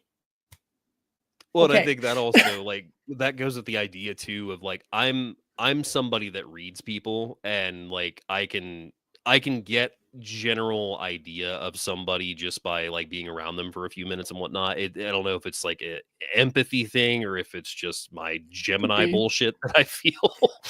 But So a little I can psychology mixed with Gemini. yeah, I can definitely feel like readings off people. And like there's some people that vibe and there's just some people that don't. So like the whole idea of paranoia in a group of like trying to figure out who's actually on your side and who's the two-faced one. Anybody that deals with that kind of thing in a movie, like I will usually associate with because like I can be very sus of people. And especially if like they're very loved and whatnot, like it's just kind of like, I don't know about that. We'll see. We'll see. Something seems off here. Yeah. Yeah, no, I can relate with that. I think Randy's a very relatable character to a lot of people in the horror community for obvious reasons, of course. Yeah. He's rather entertaining as well. But yeah, the the underdog, the empath, if you will, the person who is able to pick up on shit but maybe isn't always listened to. Yeah. I think those are some very relatable characters. You see them semi-frequently in horror, which is nice. Please stop killing them. Thank you. Well, thank you for being here. Not JPEG. Enjoy your supper. Since we talked about Cannibal Holocaust, enjoy your supper. Enjoy. Thank you. So let's see. What other movies, horror movies, would you put on a list of horror of mental health? Oh man, that's a really good list. I mean, Texas Chainsaw is one that always comes to mind because that is put into a situation as somebody who travels a lot by car and goes through towns that not necessarily look like ones out of Texas, but like the idea again of like being an outsider and going through places and whatnot, like it's just like the uncomfortableness of unfamiliarity. It's just like I'm a small town boy. I've been in the town that I was born and raised in basically my entire life at this point. So going outside of that town is not necessarily scary to me, but like it's just kind of like I feel like when you stay as a small town person, you get into this mindset of like knowing where X is and like knowing I can go to this person to get this job taken care of and like knowing who I can call on in that matter. But like when you go out and do a situation like Texas Chainsaw, and like not only are you dealing with like unfamiliar territory, but then also just unfamiliar people, that always sparks something for me. It's just the idea of being somewhere I'm not used to and not knowing my surroundings can be unsettling for anybody for that matter. But like, Hmm. especially in that situation, you know, gets me for one. Another one I would say is what's the I'm blanking on the title? Give me a second. We are professionals in the horror genre. Don't let anyone say otherwise. Killing of a Sacred Deer. That is one that just messed with me for days after seeing it because just the idea again of like protecting family, like family stuff, like Hereditary and whatnot, like a Mm. lot of those big titles that deal with like family trauma really hit with me because it's something that I have both dealt with. It's something that I still deal with to this day. And I feel it's very relatable for anybody that's been in that situation of having those uncomfortable moments, but also being faced with situations that not only you have to face off against, but you also have to sometimes face off against your family with. And that can be such a direct parallel to trauma, obviously, but not just the trauma of the incident as much as just you have to reshape yourself sometimes in those situations. So anytime that a family or anything like that's involved, one that really stuck with me recently was Presence, the new Steven Soderbergh movie. Mm. Which is I cannot recommend it enough. Fantastic movie about the POV of a ghost in a house. It's really good. Okay. But yeah, I would say predominantly with me, it's movies that deal with like family stuff. Family stuff can really get to me. Family stuff and anything where scenes in Smile and Smile 2 where somebody's seeing something but no one else is seeing it and they're freaking out in front of everybody. I was always called a drama queen by my sister growing up because I, again, was bullied as a young child, and well, I was bullied as a child in general, not just young. But it was that situation of you keep stuff in, and then when You when bottle you it up. lash out, you become the freak and everything in that regard. So any scenes that like deal with stuff like that, to where it's just like they've completely been preyed upon by the villain in that case, really messes with me. Like the one that I always think of is the Invisible Man, where they're at the restaurant and the Oh, knife is floating. Like that scene really got me, because it was just like, oh yeah, like you're going to jail. Like there's this no is one's not going to going end to well. believe you. Yeah. So anytime like No. no one's believed, like if you're seeing things that no one else sees and you freak out, that stuff really gets to me. So it's just that whole idea of things outside of your control, but then your projection of dealing with it in front of the eyes of others. It's a harsh road. Very much, yes. Those kind of situations, I never know how to classify them, but I think you did it very well. This like ha- outsider who is not able to receive the help that they need, kind of thing, but they're under Yeah. attack.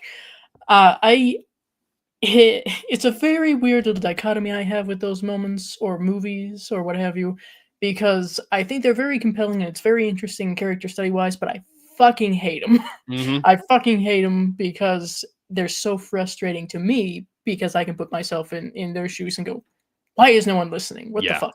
Oh yeah. No, like any time you have a situation where a character is dealing with something, whether it's like a mental health issue or even like a demon that's messing with their mental health for that matter, and they're doing things like, I remember just clutching the edge of my fucking seat during Smile when she unwrapped that cat at the birthday party. I was just like, I know it's coming and I hate it. Like I know it's coming and I hate it. Mm, Anything like along those lines, I will. Oh, it tenses me up, because it's just like I immediately do that same thing where it's just like, what would I do in that situation where it's just like I can't be honest, because if I'm honest, I'm crazy. But if no. I'm not crazy, then this thing's gonna get me. Yes. Either way, we have no good options here. Yeah.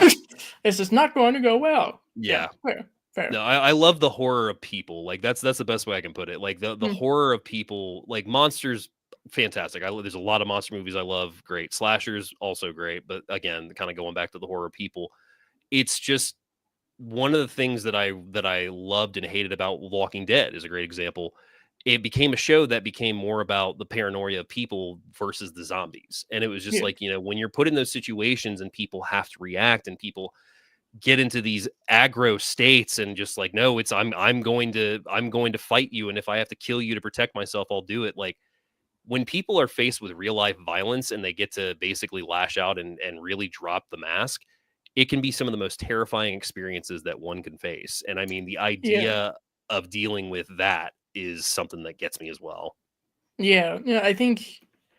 I feel like someone has made a quote at some point that I had heard, but I cannot remember who or how exactly they phrased it. But the general idea of, well, a zombie is a zombie. I know what it's going to do, what it wants. But Yeah. what is this human going to do? That's Yeah. terrifying. Yeah. So, It's sometimes you don't even need a monster to witness that. no, like one of my favorite movies that I saw in the last year, because it dealt with both. Oh, it's going to be a spoiler.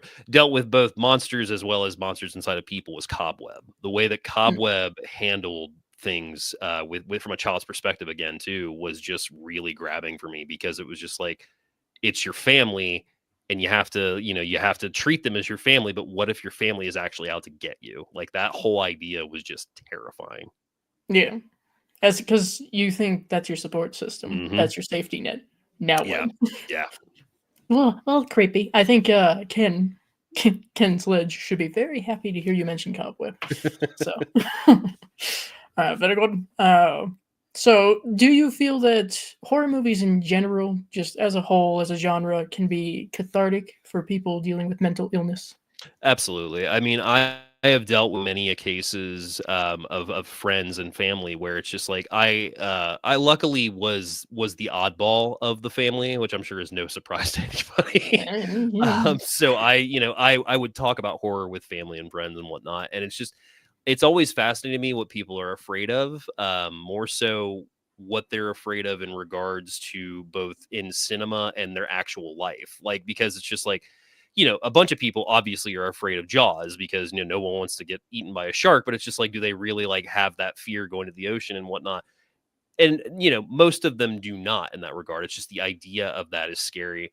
Whereas like their actual fear could be like, oh no, like I heights, or like I can't stand like being alone like during a storm or anything along those lines.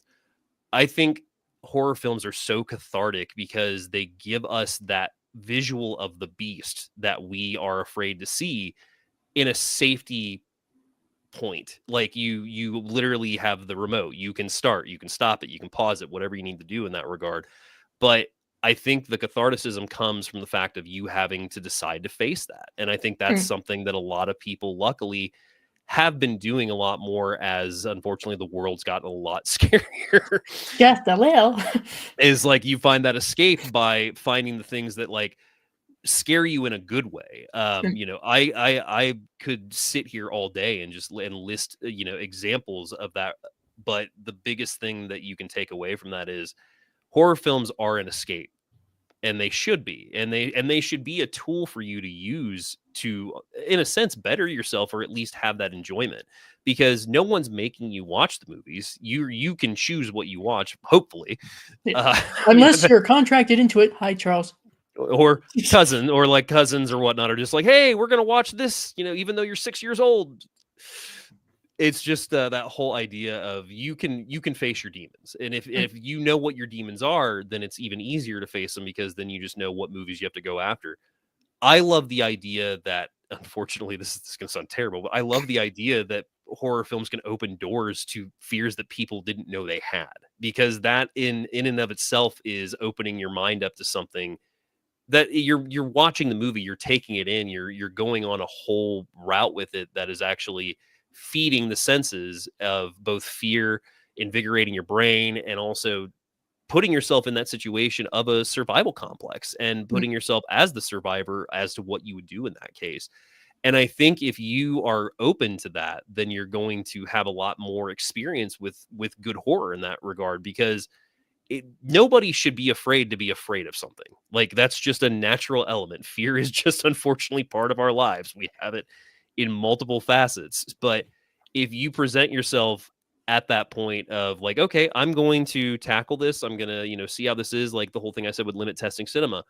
If I know that this has a chance to disturb me, I'm absolutely going to take a look at it, because I want to see if my brain has made it more scarier than I ever could imagine it would have, versus what the actual movie is. Which is also one thing I always love is, as a kid, I would read the IMDb sections like that break down like violence and like stuff like that about like the scenes.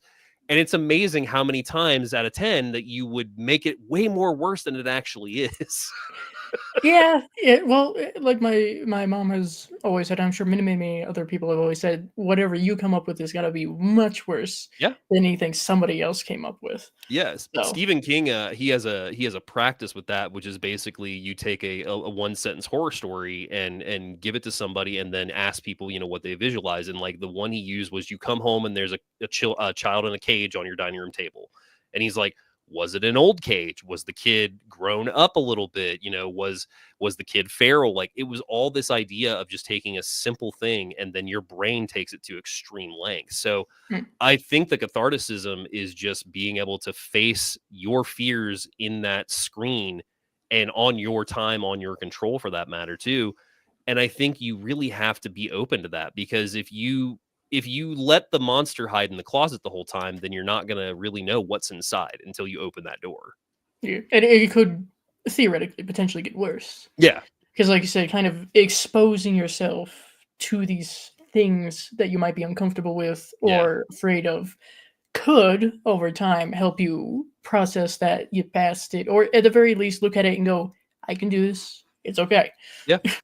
So, I've yeah. got a friend who was deathly afraid of snakes, and my buddies and I had a watch party for a movie that I don't necessarily recommend, but Anaconda. it's worth a watch if you're curious. Called Calamity of Snakes, which is about this. It's a Category 3 movie, by the way, Ah. and it's about this. It's about this complex that is wanting to build these condominiums, but there's this huge snake pit, and these snakes are all over the area. they killed live snakes in the movie. Like, it actually has animal death in the movie, and it's pretty brutal. Like, they take a pit and they literally are taking a bobcat and just hammering these snakes, and it's got like bloody effects and whatnot. And our buddy Drake, while watching this, he's just like, "My God, those poor snakes!" And I was like, "Drake, Ah! I need you to hear what you just said." Pause the movie. We gotta address Yeah. this. And it's hilarious too, because then lo and behold, that movie cured him of his fear of snakes. He actually found sympathy with the snakes because of how they were being treated in that movie. So I mean, it just goes again to show you, unless you face the monster, you never know what's going to happen. I mean, and that goes to the whole thing of like going back to empathy and just the sympathetic feeling that you can have for characters and whatnot.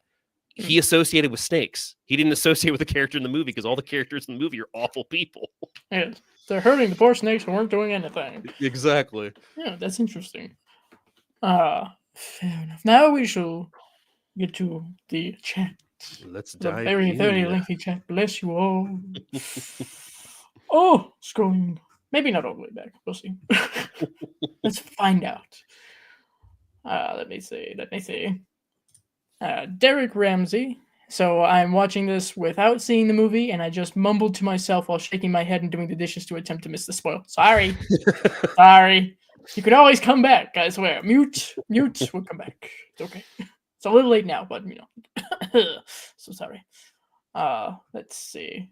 Ben Grimm thought the script was poor, the line delivery was off, the pacing was bad. I mean, the script is like the script, in my opinion, is pretty simple. Like it illustrates the problem, and the dialogue is sporadic because you have a bunch of people dealing with an issue. So yeah, I get that. Yeah, cool concept though. Yeah, it's an interesting general premise to build off of. Not JPEG. Also, who thought Old was better or worse than Trap? I haven't seen Trap. I actually really like Trap. I will say, like on a recent rewatch, it does have a lot of plot holes in it, but I love seeing Josh Hartnett having his heyday as a villain, and that was a lot of fun. I think Old might be better than Trap. I don't know. Like, I might have them on the same line. I feel like they have different tones. Very. I know they're of course by Shyamalan both. Yeah. But I feel like the tones might separate them a little bit. So I don't know. Could be one of those situations where one day Old is better, but the next day maybe Trap. I don't know. So yes, mid-size sedan. Yeah, sedan. Close. Let me see. We've already addressed those two. Thank you. Yes.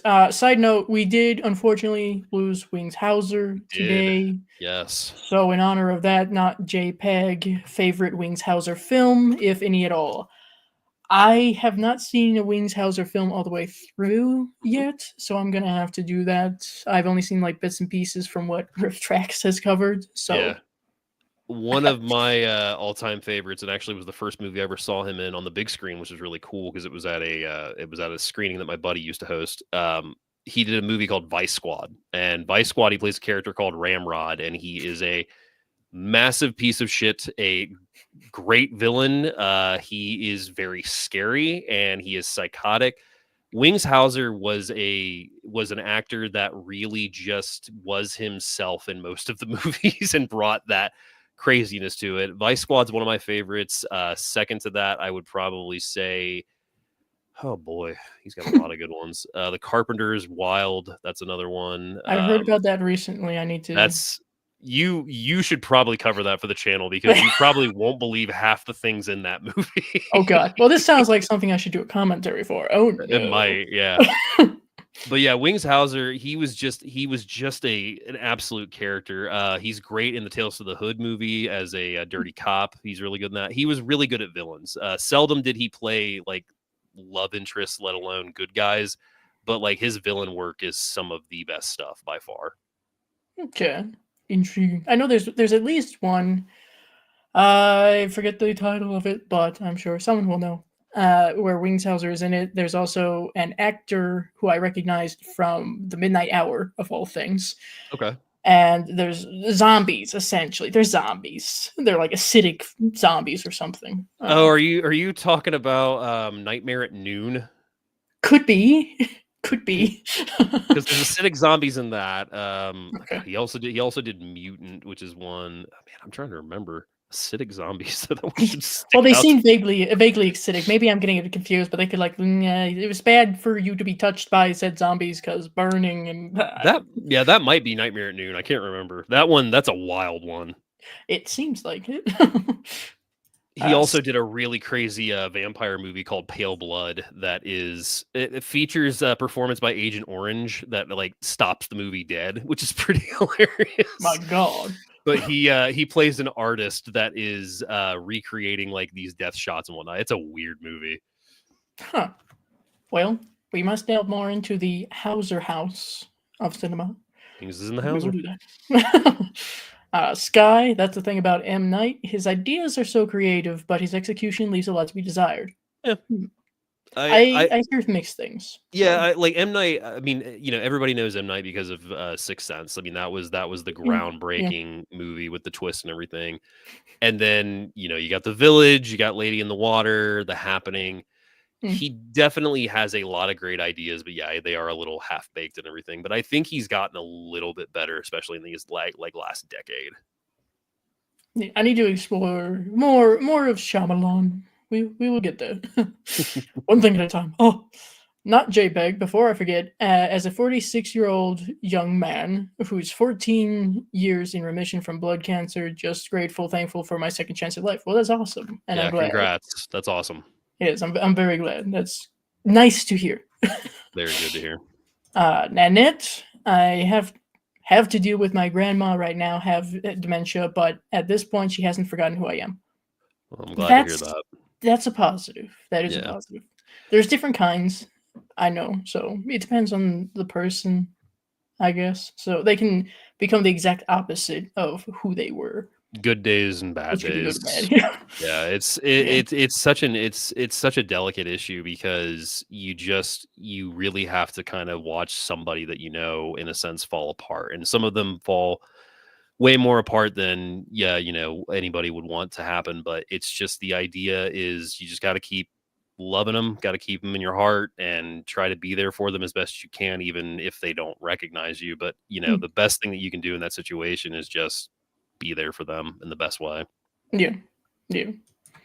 Not JPEG. My grandma has dementia in her later years, or had dementia in her later years before she passed away in 2019 from a severe stroke. I'm sorry to hear that. Sorry to hear that.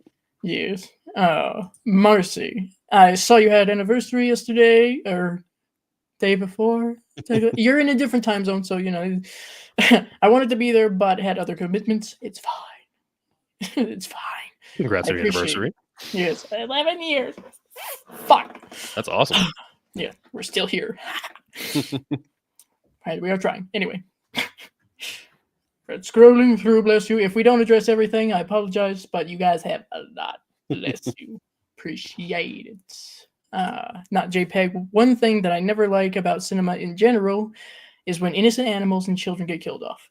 That's also a very prevalent thing that I have heard. My mom is kind of like that as well. So my mom would not let me watch Jaws 2 for the longest time because the deaths were more children than they were in the first one. So. Yeah, more children are at risk. Yeah. In that one.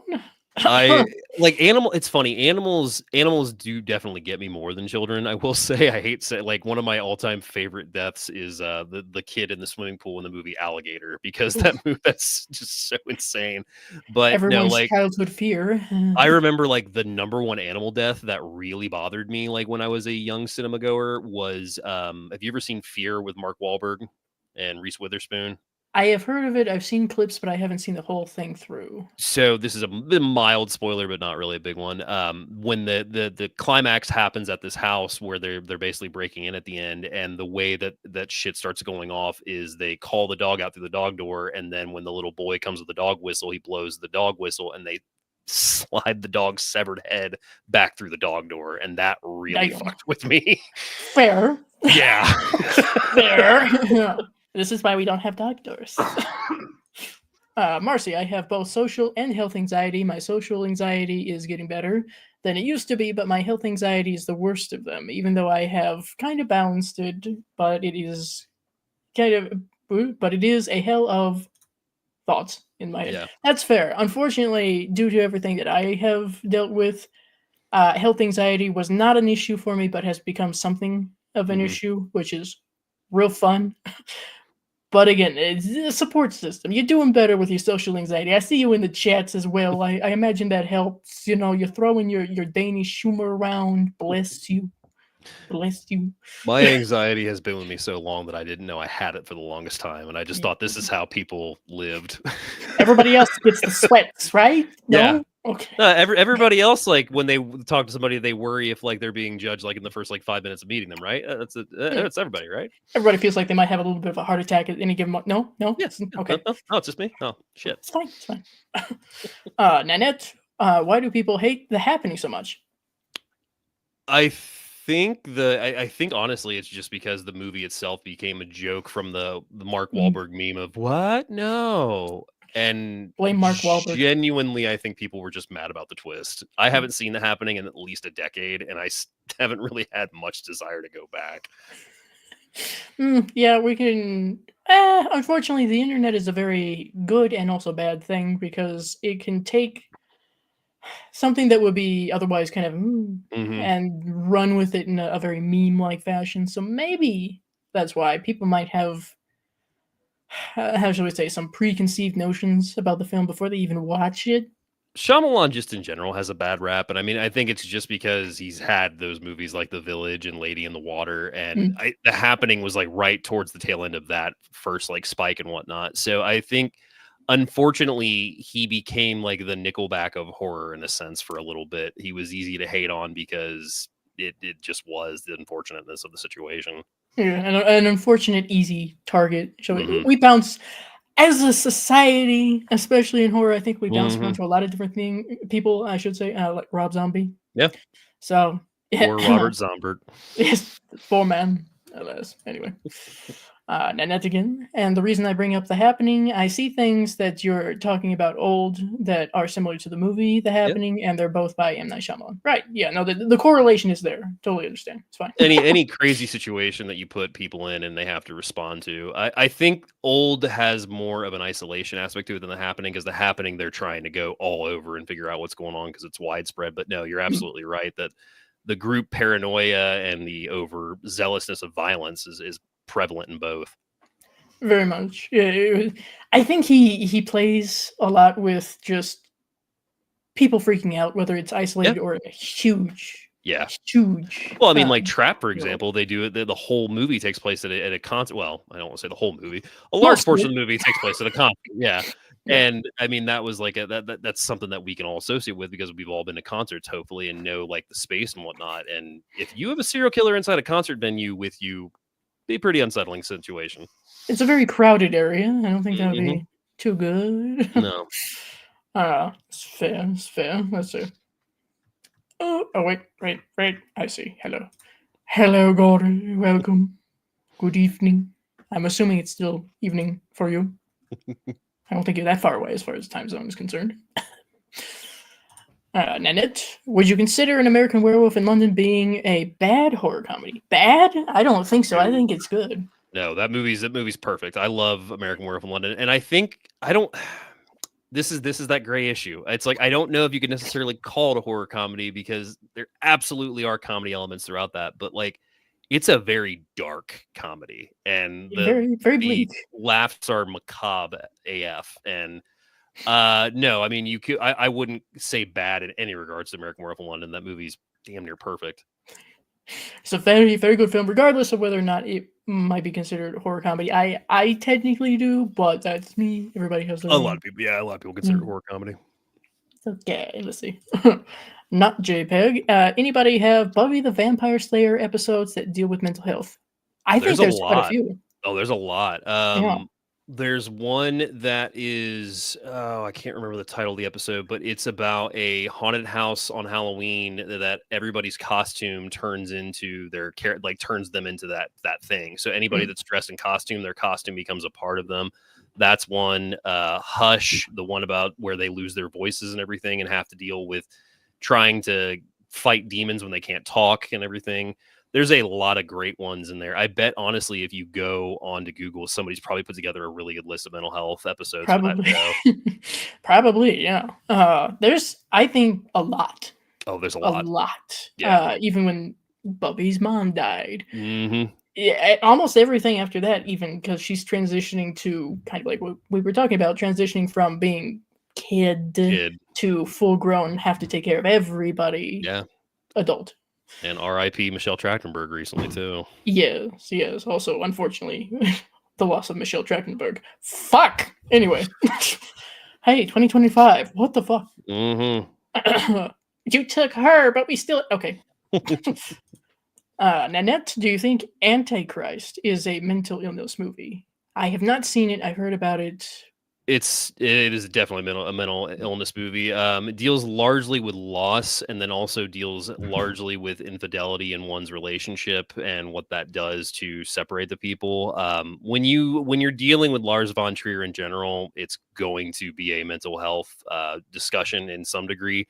One of the best ones is still my favorite to this day is The House That Jack Built. The dichotomy breaking down of a serial killer and how a serial killer thinks, but how a what does he have? He's like ADHD, I think, and like envisions himself like missing a spot of blood that the cops find. So then he goes back to the crime scene and is like cleaning the blood and looking for it, even though there's no blood there. So Mm. yeah, I mean, there's a lot to discuss in Antichrist, especially. Who knows? Maybe someone will bring that one up for an episode. Has That'll a be fun. wild one. Yes, we'll have to see. Nanette, once again, fun fact: the year that Jaws came out, people get so triggered by the movie that they went out and tried to kill sharks, and other people refused to ever go into the water after seeing that movie. Yeah. One of the best things that came from Jaws in regards of a humanitarian standpoint was Peter Benchley was invited by a bunch of people to come be in the ocean and go on dives and whatnot. And he started to see how the animals were being treated, how sharks Mm. actually weren't that scary, He and felt how very bad about he how did. it No, was received. he did. I mean, and like I remember him and his wife talking about just the amount of trash that they saw in the ocean and everything. And it was just like, going back to the whole thing about catharticism. Mm. When you look at issues in like horror movies in the sense of like, oh my God, like a killer shark movie, sharks are afraid, but then you actually have a humanitarian aspect to it at the end. I would call that a pretty big win. Yeah, no, it's an interesting little arc, shall we say, for the guy who quote unquote started it. So that it's nice in a way to hear that. I guess it could have been worse. Could have been way worse. Gory. Oh no, the dog in Fear. The rabbits in Pet Sematary 2 really good. Yeah, the rabbit scene in Pet Sematary 2 is rough. Like Mm. that one, that's one that stands out to me. If you've ever seen The Class of 1984, which actually did involve like real animal carcasses, there's a scene where they target this one teacher who has a bunch of rabbits in his classroom, and they get to school early, kill all the rabbits, and then display them throughout the room. It's actually Roddy McDowell's the teacher. And he comes in and he is just a broken man because they've killed literally every animal in his classroom, and it's rough. I imagine so. Yeah. Poor rabbits didn't do anything. Poor Damn. rabbits. Gory responding to not JPEG. Normal again is a Buffy the Vampire Slayer episode that deals with mental health issues. Yeah, but there's also I don't know if this is the same one, but there also is one, isn't there? Where Buffy stops a shooter. Yeah. shall Oh we yeah. say. That episode was So, supposed to air right before Columbine, and they pulled it and aired it at the end of the season. yeah, it's Yeah. fair. That's fair. Oh, history's fun, ain't it? We learn certain things. Oh my god. Gory. It's only 5:18. Okay. Here. An American Werewolf is a flippin' masterpiece. Yes, it is. Yes, it is.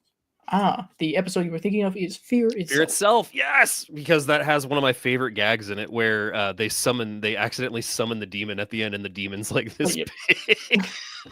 Fuck that! Squish it. Oz, don't what is that? Don't lean close to the demon. Why can it hurt me? No, it's just tacky. Don't want the tackiness to rub off. Ew. Nanette, I think one of the biggest parts of Buffy the Vampire Slayer that is dealing with mental illness is the one episode where Buffy and Dawn lose their mother. Exactly what I mentioned there. Yeah. Gory, the one where Buffy stops a shooter, is Earshot. That's what it was, because she could hear Gory, you are thoughts, on right? top of these titles. I'm Gory, impressed. Gory's very good with Buffy. I'll give Awesome. you that. Love this. Somewhat obsessed. A little bit, a little bit. All right. So if anybody has any more questions, comments, etc., go ahead and continue with those. We will be wrapping up here relatively soon. Bless you all. Thank you. So, are there any other films by Shyamalan that you enjoy? Yeah. Let me pull up my phone here real quick and just Let's refresh bring up my memory. Letterboxd. The Visit, The Visit, first off, is one of my all-time favorites. The twist of it is so simple, and it again deals with that whole idea of a fear as dealing with a child. It's two kids that go to see their grandparents, and their mom is not really on the best speaking terms with the grandparents. So this is kind of a trip for them to get to know them, and then it turns out maybe that's not their grandparents, or maybe something weird's going on with their grandparents. Love The Visit. That's a great one. Sixth Sense, of course, is just an absolute masterpiece that just gets better and better with each watch. Once you know that twist and you go back to that movie, you start picking up on You a pick up lot of on things. things. Yeah, that's one of my favorite things with rewatches is like I've got people that'll ask me like, how can you watch the same movie again? Because when you have a movie that gives you like a twist of that regard and you go back and know the twist, you can really pick up on little subtle things that filmmakers sneak in, and it's really a cool experience. There's movies that I've seen. So, well, here's a good example, I suppose. Back to the Future. I've seen Mhm. Back to the Future since I was like fucking 4 years old, and I Yeah. watched it repeatedly. I just this year made the realization that the homeless man they refer to as Red Mhm. was the mayor from the Of the 50s. of the 50s, yes. I love that. I love that gag. I think that we're a little slow sometimes. Okay, I blame It the happens. ADHD. I don't know. Anyway, I really, really liked Knock at the Cabin. It was one of those movies that I didn't know if I was going to not necessarily get it, but I didn't know if it was going to be for me. Apocalyptic stuff is hit or miss for me because sometimes it's handled with a hand that's either very heavily towards a religious aspect of it, which is something that can be really funny or can be handled well. mm, And that was one that I really, really did enjoy. They did change the ending from the book, I will say. I did find that out.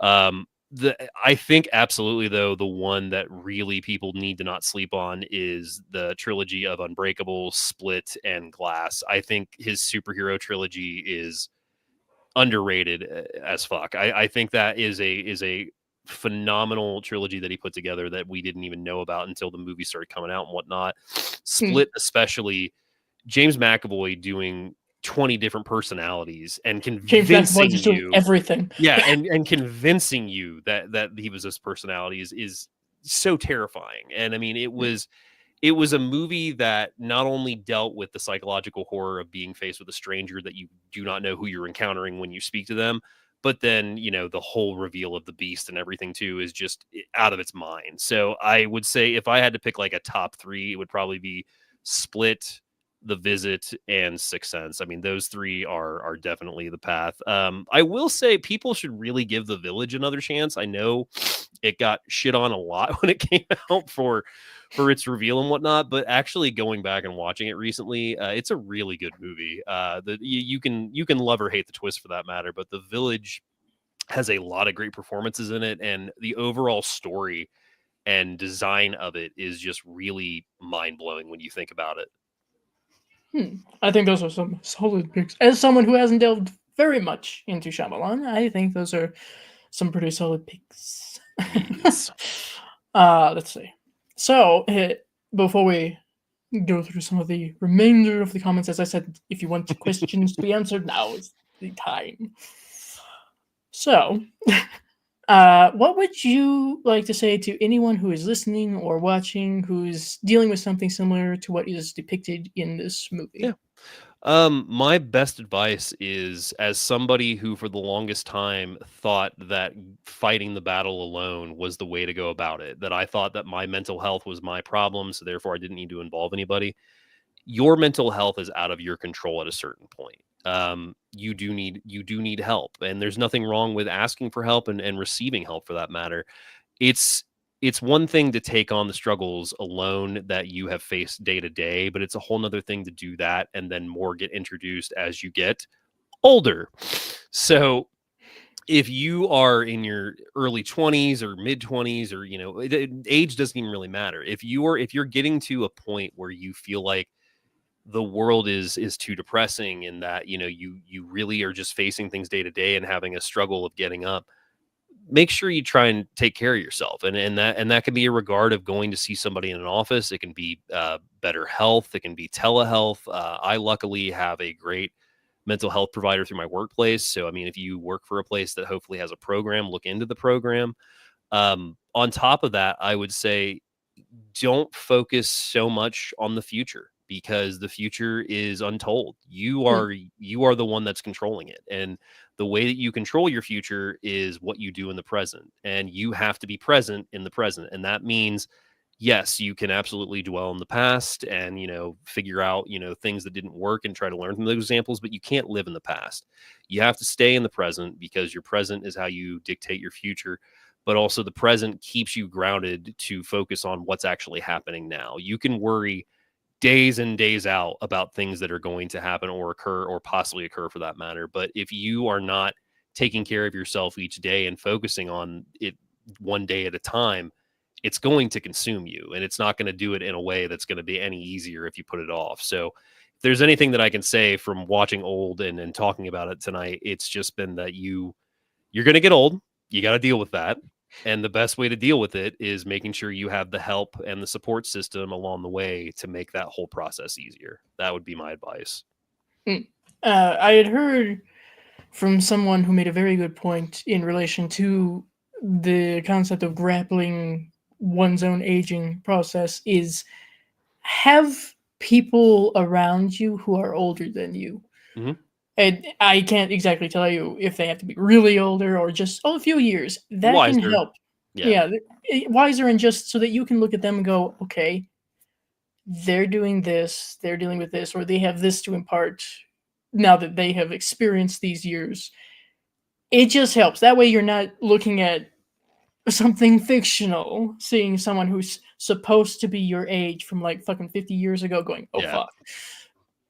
Not the same. It's different in reality, so it's okay. Absolutely. But yes, as always, there is literally no shame, or there shouldn't be any shame in seeking assistance, however that might look to you. Dealing with it alone, once again, speaking from personal experience, isolating, dwelling in your own head, not good. It does not help. Good. Self-reflect, absolutely, but don't sit in there.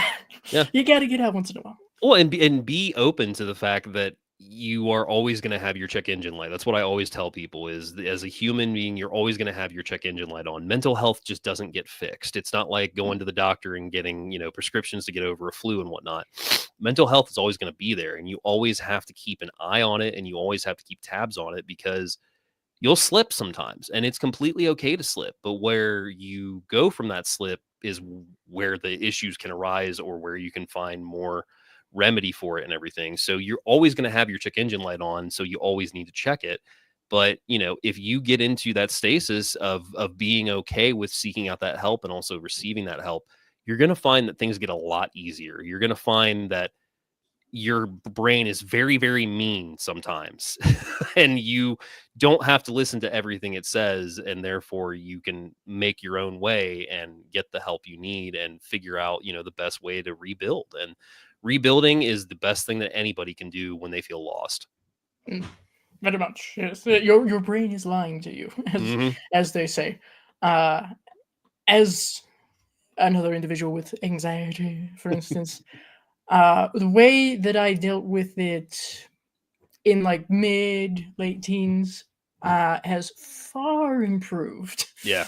So see, it takes a little time. Everybody's a little bit different. One size does not fit all. It's okay.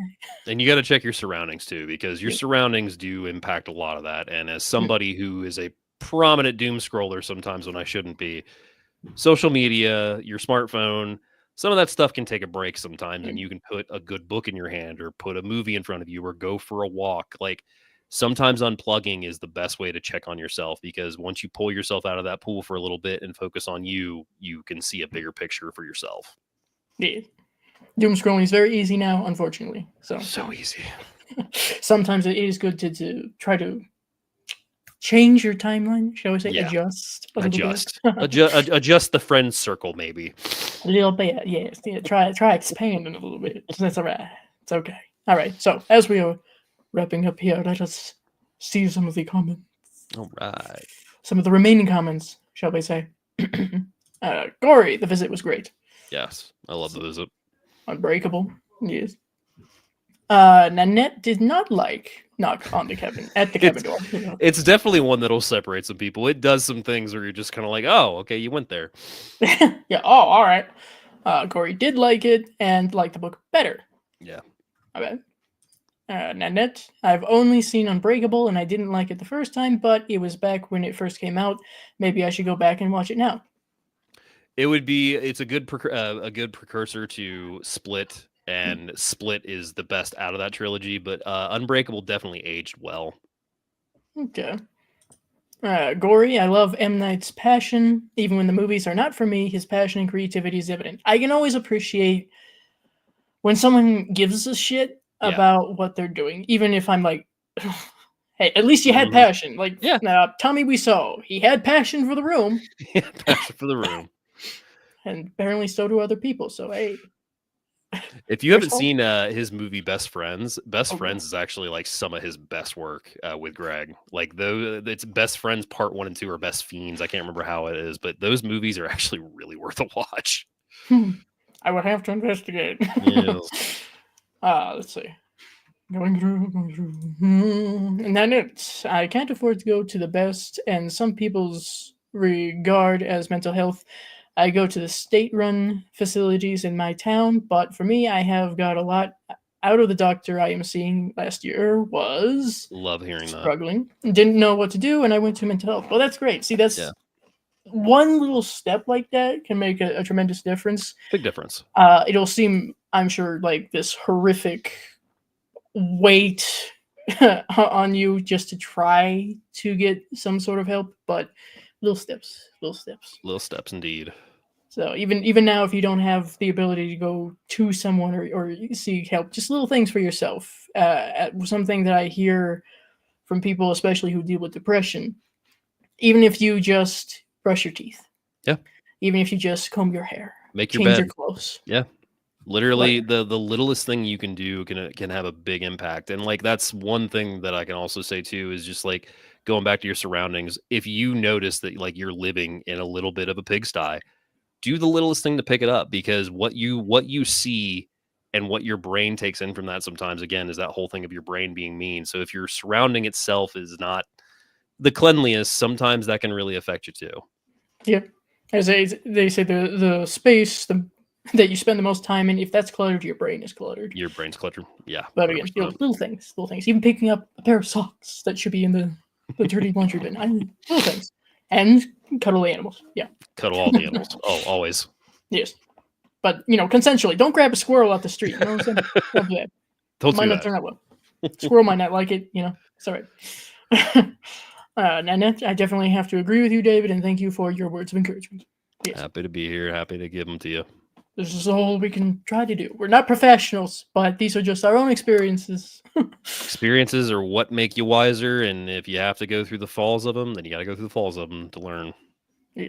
Hopefully there's a trampoline somewhere. Hopefully. Or a parachute. Or that, yeah. Gory animals never care how you look, only how you treat them. Same goes for most kids. This is true. Animals will see you from the worst angle and at your worst, most likely. And they'll still be like, I'm happy to see you. Happy you're here. So it's a nice thing to have, It's great. Nanette, I definitely agree with you about cuddling your animals. I find a lot of comfort and joy out of having comfort from my dog.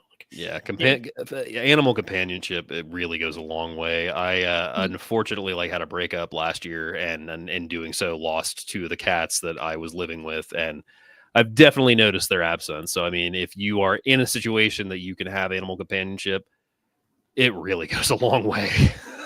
I think there's plenty around my house. Of many different kinds. 3 dogs and several cats. Let's not go there. Every once in a while, there's an odd little toad. I don't know. Adopt a chipmunk once in a while, rehabilitate it. And I blame my mother. So, with that, thank you, everybody. Appreciate it. If you have any further comments, questions, of course, please feel free to leave them down below in the comments section after this. Giving a thumbs up is always appreciated. So as we wrap things up, is there anything that you would like to plug? As always, you can come listen to us every Tuesday wherever you get your podcast from. Do You Even Movie? Myself and my co-host Enrique Couto. We sit down, we talk about a movie of our choosing, and we go through the history of it. We go through some fun facts with it, break down the movie, fun discussions. I usually share really embarrassing details about my life, and sometimes he does too. But you can find that wherever you get your podcast at. And you can also find me on Letterboxd if you want to follow along my film journey. Currently up to, if I remember correctly, 155 movies for the year so far. For the year? Shit! Yeah, for the year. And you can find me at David SWMA, which stands for David's Watching Movies Again. And that is where you will find a lot of my traction for the most part, because I watch a lot of movies, which is why I have that name. I should hope so. See that it would have been bad if I had named myself something like that, because then people are like, not nearly enough. You got to rename yourself. What the fuck is this? Gotta rebrand. Thank you, Gory. Bless you for coming in. Yes, thank you, Gory. Well, technically, this podcast, you don't have a channel, do you? Yeah, we've got so if you can go to Enrique's YouTube channel, Enrique Couto, you'll find all his podcast stuff on there, including Do You Even Movie. We've got live streams to do on there too sometimes. So yeah, but yeah, predominantly you'll just find me. If you want to find me on Facebook, you can easily find me there as well too. But yeah, we've got a lot of content on his channel, stream some clips and whatnot. So absolutely find out there. And as I mentioned before, quite a few links at the very least. Maybe not all, but quite a few links are in the description. You should be able to find everything through that. If not, I fucked up. So, appreciate you, Nanette. Thank you for being Thank here. you. Yes. And if you will stick with me for just a moment as we sign out here. Oh, and a podcast, yes. You can listen to it as you walk the dogs. Yes, you can. It's perfect. Or any other time, really, within reason. So, thank you for everyone who was in the chat, who had to leave, who's still here, etc., etc. Always appreciated. Marcy, once again, thank you for your donation. Deeply appreciated. Thank you to my guest. Thank you for having me on. Yes. And, of course, for getting me to see yet another movie I hadn't seen. It's always a bonus. The Letterboxd Walks list is just meant there to grow. There's no reason we're ever going to finish it. It's just going to grow. It's in the thousands on my end. The watch list is in the thousands. There's shit people have never heard of before, but I'm like, yeah, why not? Can we find it? Who knows? But thank you, everybody. I appreciate you. And remember, if you feel something oozing out of your headphones, don't worry. It's just your brain.